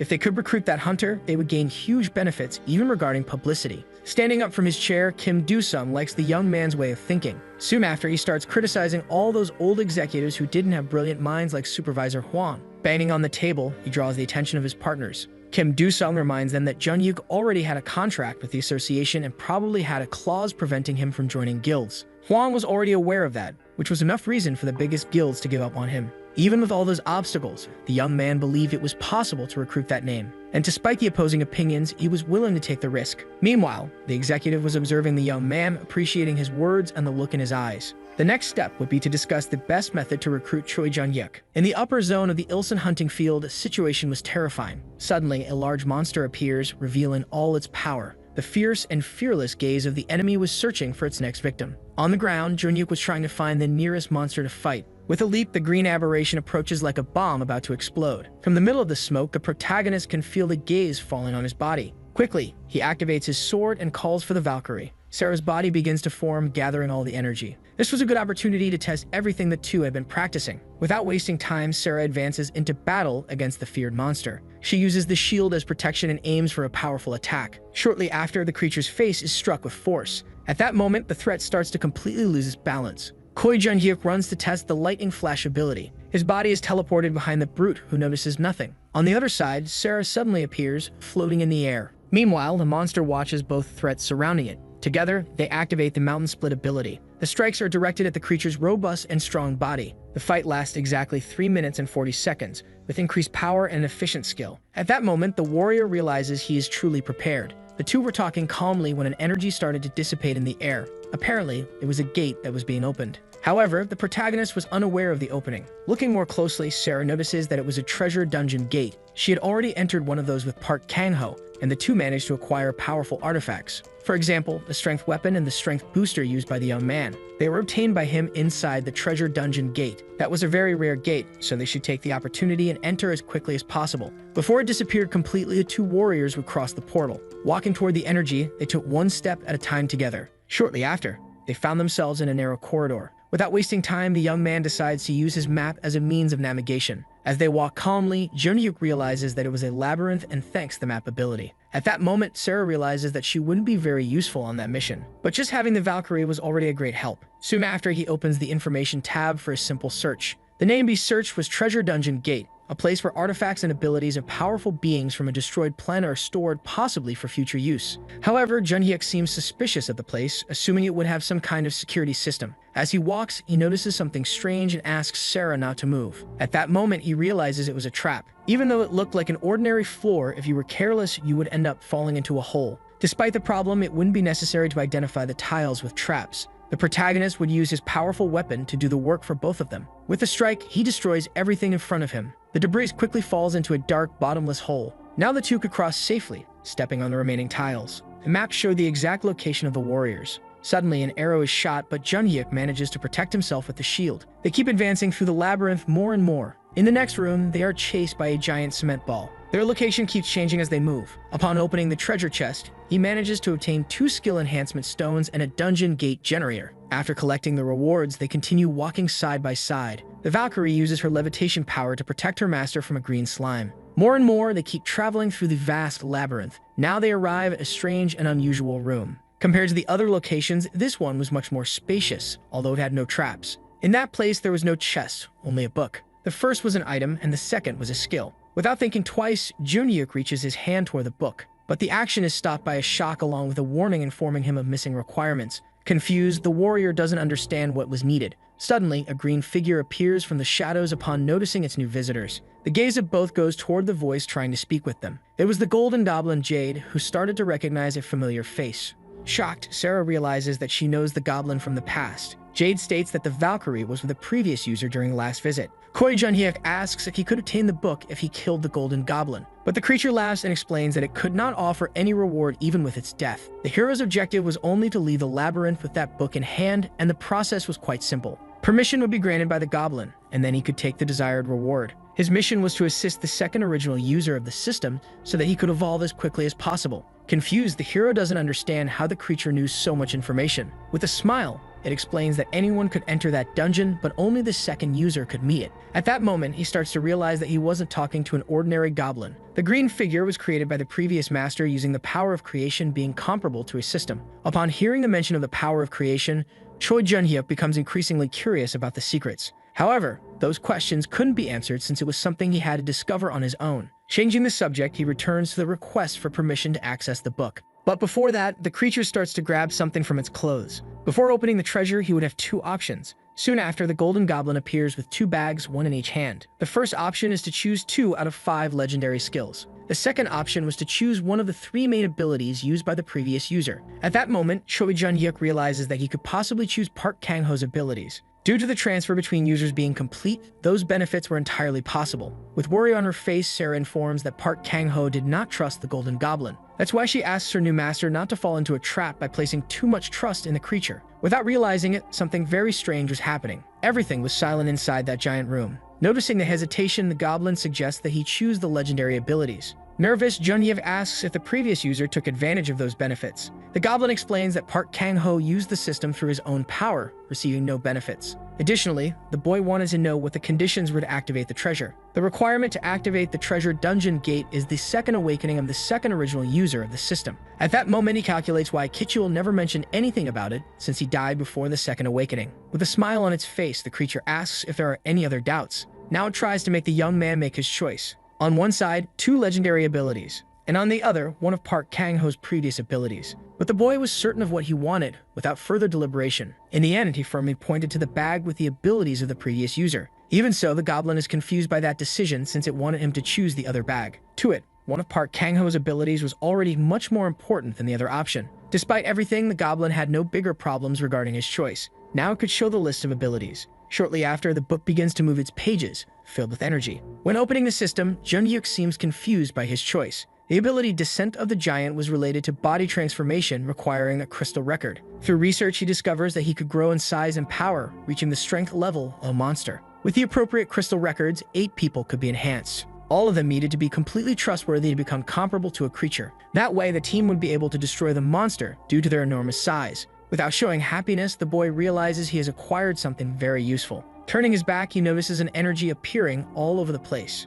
Without wasting time, the two cross the portal, saying goodbye to the goblin. As they left, the creature wished that the young man would continue growing more and more. After growing enough, one day he would be ready to know the power of creation, and at the right time, he would become a complete person. Meanwhile, night spreads throughout the city. Choi Jun-hyuk and his siblings calmly eat the meal prepared by the nanny. His thoughts are focused on everything that had just happened to him, as well as the suspicious goblin. Deep down, he had a strange feeling about the creature, which wasn't trustworthy. Suddenly, his sister notices that he was lost in his thoughts. Returning to reality, he tries to get back into the conversation they were having. The child wanted permission to visit the amusement park that week and take Jae with them. The girl's eyes sparkled completely when mentioning the nanny's presence. Eunchul also agreed with the idea since he liked the lady. However, Jun-hyuk seemed worried about the lack of rest during the nanny's free weekends. Despite everything, she didn't mind and said she really liked amusement parks. Jae comments that she wasn't tired and often visited the same places during her days off. At that moment, Eunchul becomes very happy upon realizing that the nanny would go with them. The children had a certain affection for the employee who gave them a lot of attention.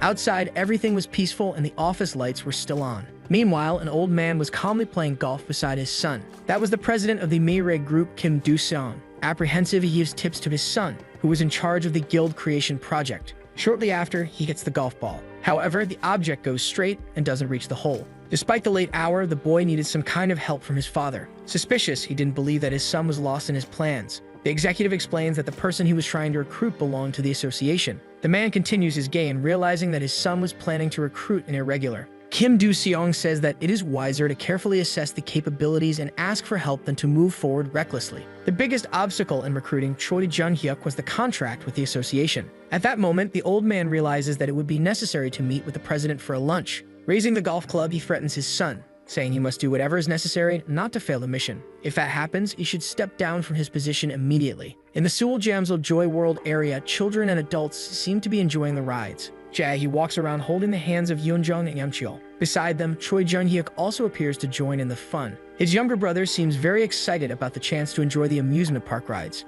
Curious, the nanny asks which attraction he would like to visit first. With eyes sparkling with excitement, he says they should go to the roller coaster first. Meanwhile, the girl keeps observing every part of the park attentively. Thinking for a moment, she replies that she would like to go on the Viking ship ride. Finally, Jae turns to ask which ride Jun-hyuk would like to visit. Not knowing what to answer, he just blurts out the gyro drop almost immediately. At that moment, Eunchul gives up on the roller coaster to ride the gyro drop with his older brother. However, they didn't need to worry since they would go on all the rides they wanted. Hearing that, the boy becomes very happy with the possibility of enjoying the whole day. Worried, the nanny asks if the hunter wasn't pushing himself too hard. But he knew he had been away from his siblings for a long time, focused only on work, and he was happy with the situation. Suddenly, the two noticed the approach of some men dressed in suits. Not understanding what was happening, the protagonist shows a confused expression. That abundance of bodyguards should represent the presence of an important person. Immediately, Jae starts observing the figure and recognizes him. It was Lee Byung-hoon, the eldest son of the Shinsun group ranked #1 in Korea's business world. Now the protagonist understands how important that person was. That's when he starts to realize the face was familiar. That was the man who would completely shake Korea in the future. Meanwhile, the giant bear was receiving information about the target.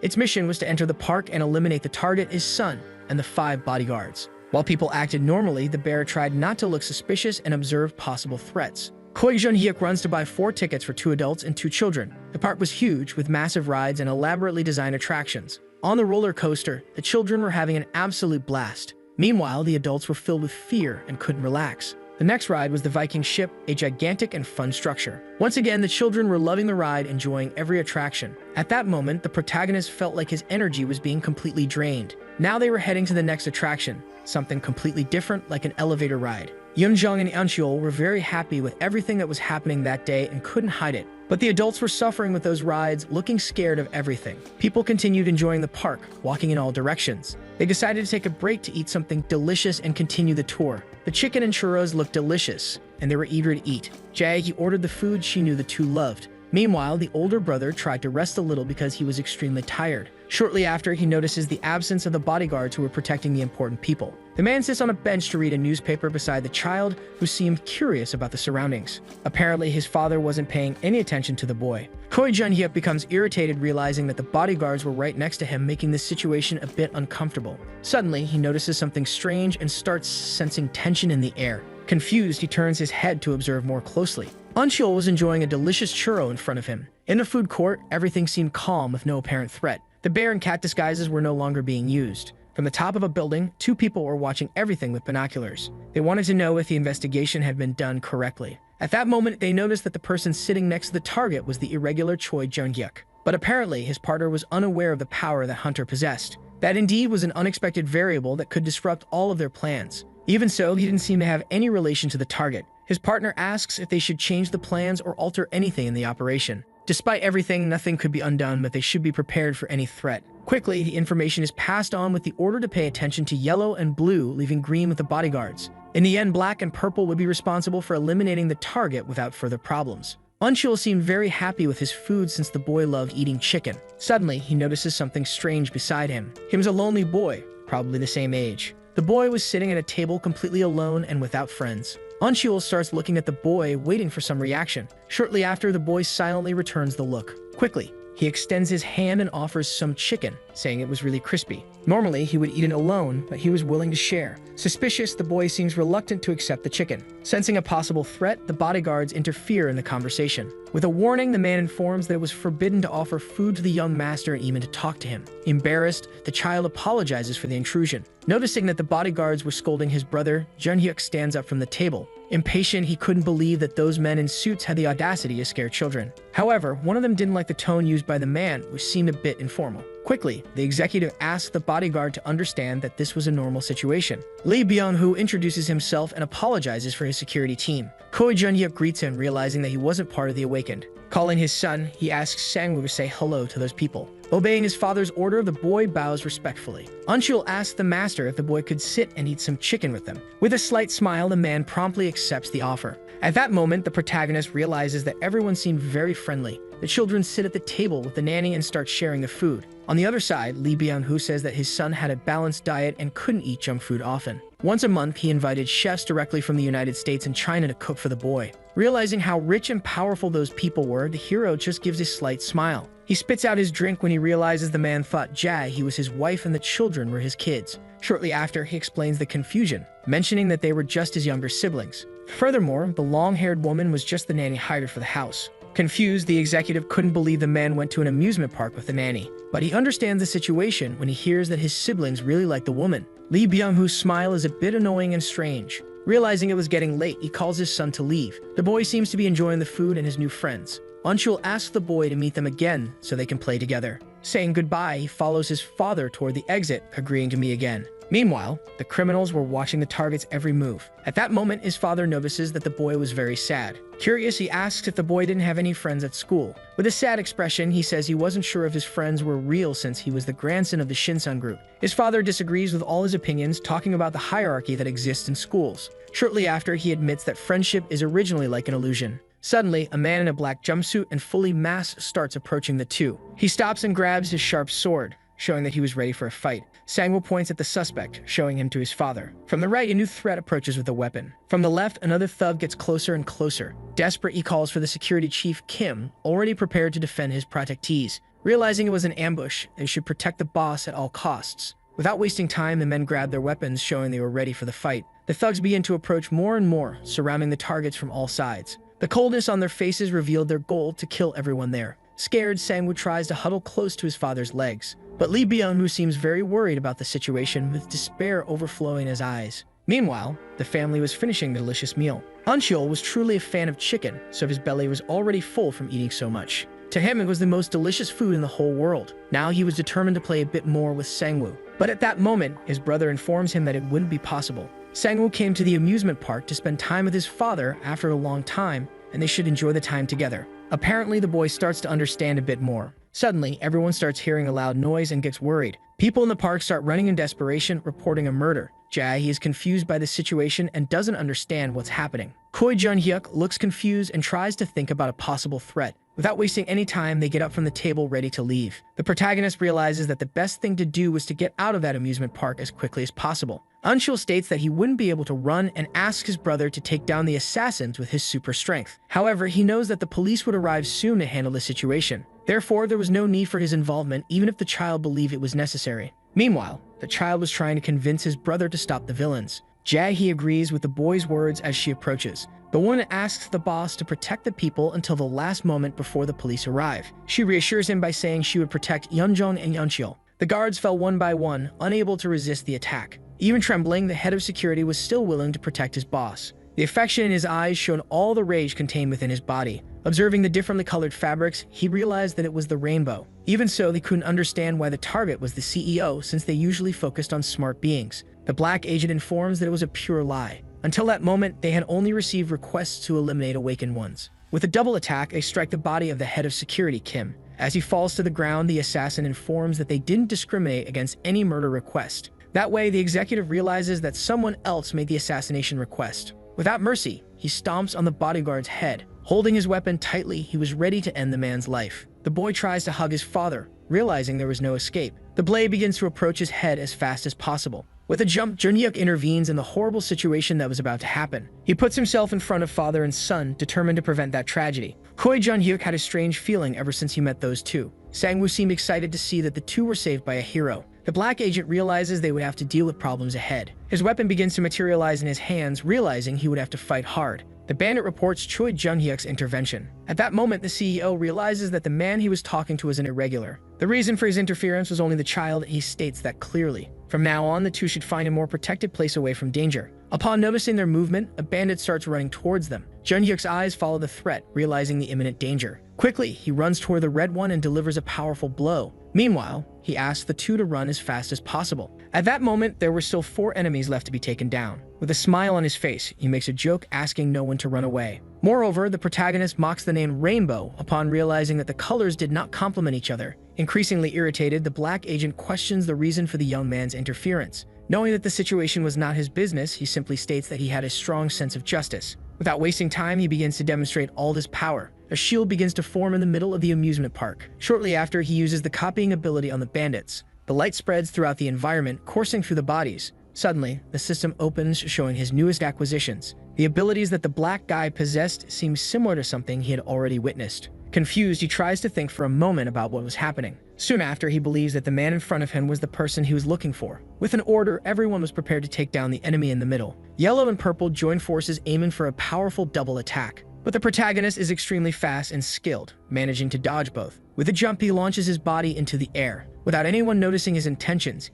he manages to kick one of his opponent's faces. Gaining momentum, he spins his body around. And then he manages to hit the other bandit who wasn't expecting that blow. Now there were only 2 opponents left to be faced. Green seemed extremely confused upon realizing that Yellow had fallen to the ground. Using a threat tone, he realizes it would have been much worse if he had a weapon in his hands, since none of them would be alive to tell the tale, losing their heads immediately. However, he came a little unprepared as it was supposed to be an outing with his siblings. Lastly, he states that he wouldn't kill any of those bandits. Instead, he would give them another option. Koi Junhyuk was offering a choice, suggesting that they could either continue facing the situation with him or simply take the fallen and leave. Now the bandits had a difficult decision ahead. Purple was trying to get up but was trembling a lot. Called by Black, he asks him not to believe the man's words. Green agreed with that, realizing there was no way to escape besides losing some credibility. Therefore, the remaining ones should fight against the enemy. But Choi Junhyuk stated that they would not be able to come out victorious anyway because they couldn't handle him. At that moment, Black realized that they would have to retreat, leaving the mission aside for now.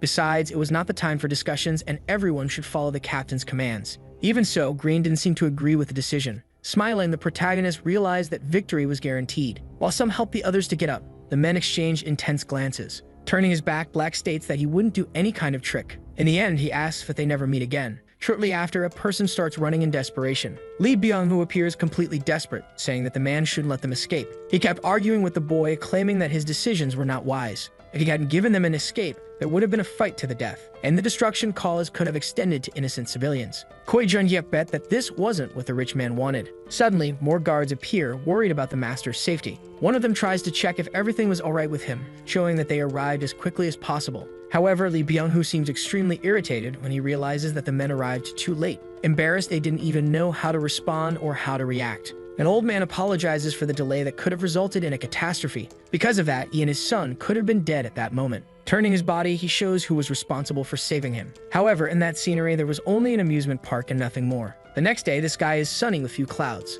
Inside his house, Junhyuk seems to observe something intriguing. His thoughts are on the Rainbow Group, remembering that Black was someone he knew. Anyway, he couldn't understand the motivation of the bandits since they weren't villains. In his memories, he recalls when he managed to get rewards but didn't know when the gates would appear. Despite everything, there was no sign of a new appearance. Shielman calls for the protagonist, who answers immediately. The man asks if his friend was busy that day. If he was free, the two could have a few drinks together while catching up. Shortly after, many bottles had already been emptied. Sitting face to face, the two talked and exchanged updates. Koi Jun-hyuk found it strange how his friend was drinking. Nervous, he asks if everything was alright, noticing that Cheol-min was feeling down. Choosing his words carefully, he seems not to know how to start the sentence. Suddenly, he reveals that his guild was merging with another guild. Apparently, the negotiations had been dragging on for a long time. Most of the hunters who reached Second Awakening or higher were rehired under better conditions, but First Awakening hunters like him would apparently have their contract conditions reduced. In the end, they were trying to cut as much staff costs as possible. With no other option, they stated that the contract would end if he didn't approve the new measures. From now on, Cheol-min would focus on team hunts while looking for a new guild. Showing all of his irritation, he crushes the Ken tightly. At that moment, he realized that they treated him like complete trash. Now Jun-hyuk realizes that the invitation for a drink was actually a venting session. Cheol-min says he needed to drink something strong, and the only person who came to his mind was the guy in front of him. With a smile on his face, the protagonist's expression starts to change. Changing the subject, he says that he shouldn't worry anymore and should join the mercenary group. Cheol-min realizes that his friend was referring to the group he himself created. The number one person he always wanted to recruit was Cheol-min, but he held back because of the other guild. Despite the proposal, the man didn't seem very interested, finding the situation quite strange. Officially, there was a leader and a vice leader, but he didn't need to act any differently. Nervous, Cheol-min seemed reluctant to accept the proposal but decided to agree to his friend's request. Koi Jun-hyuk laughs while the man asks him not to play the boss. With a provocation, he suggests that if he's commanded, he will respond submissively, but in an ironic way. Meanwhile, the valuable object starts to shine intensely on the table. Frightened by the brightness, the protagonist notices the change in the object.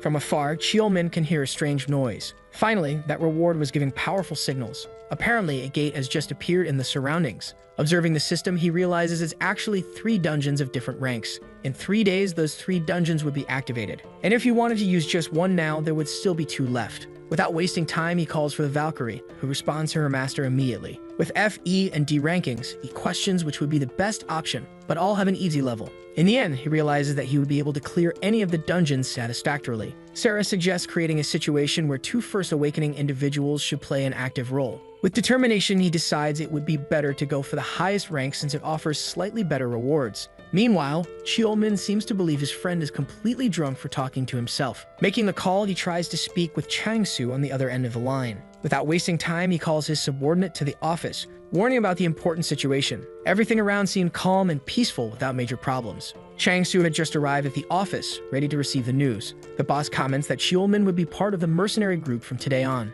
Both seemed excited and satisfied, realizing they would be co-workers. Changing the subject, the boy asks about what the boss was trying to say earlier. However, he warns that the important issue was separate. With a command, he triggers the Valkyrie's appearance in the room. The men are petrified upon noticing Sarah's presence. The woman appears with her magnificent attire and imposing presence. From now on, that Valkyrie would be the vice leader of the mercenary group. With a smile on her face, she thanks her master and introduces herself as Sarah. After the shock, the men remain perplexed by the whole situation. Shortly after, they fall in love with the woman's beauty. Kang Jae-eun used to be the most beautiful woman for Chang-soo, but compared to Sarah, she meant nothing now. Laughing, Cheol-min tries to restrain his colleague. Suddenly, Choi Jun-hyuk reveals that he was about to tell a strictly confidential secret. To everyone's surprise, he says that he was actually not a tanker. His colleagues are shocked, but he confirms the information again. Additionally, many people called him an irregular since he was different from regular awakened ones. In the end, he could be considered a multi-class awakened. Originally, he could only use tanker and dealer, but after his second awakening, he gained access to a wider range of abilities.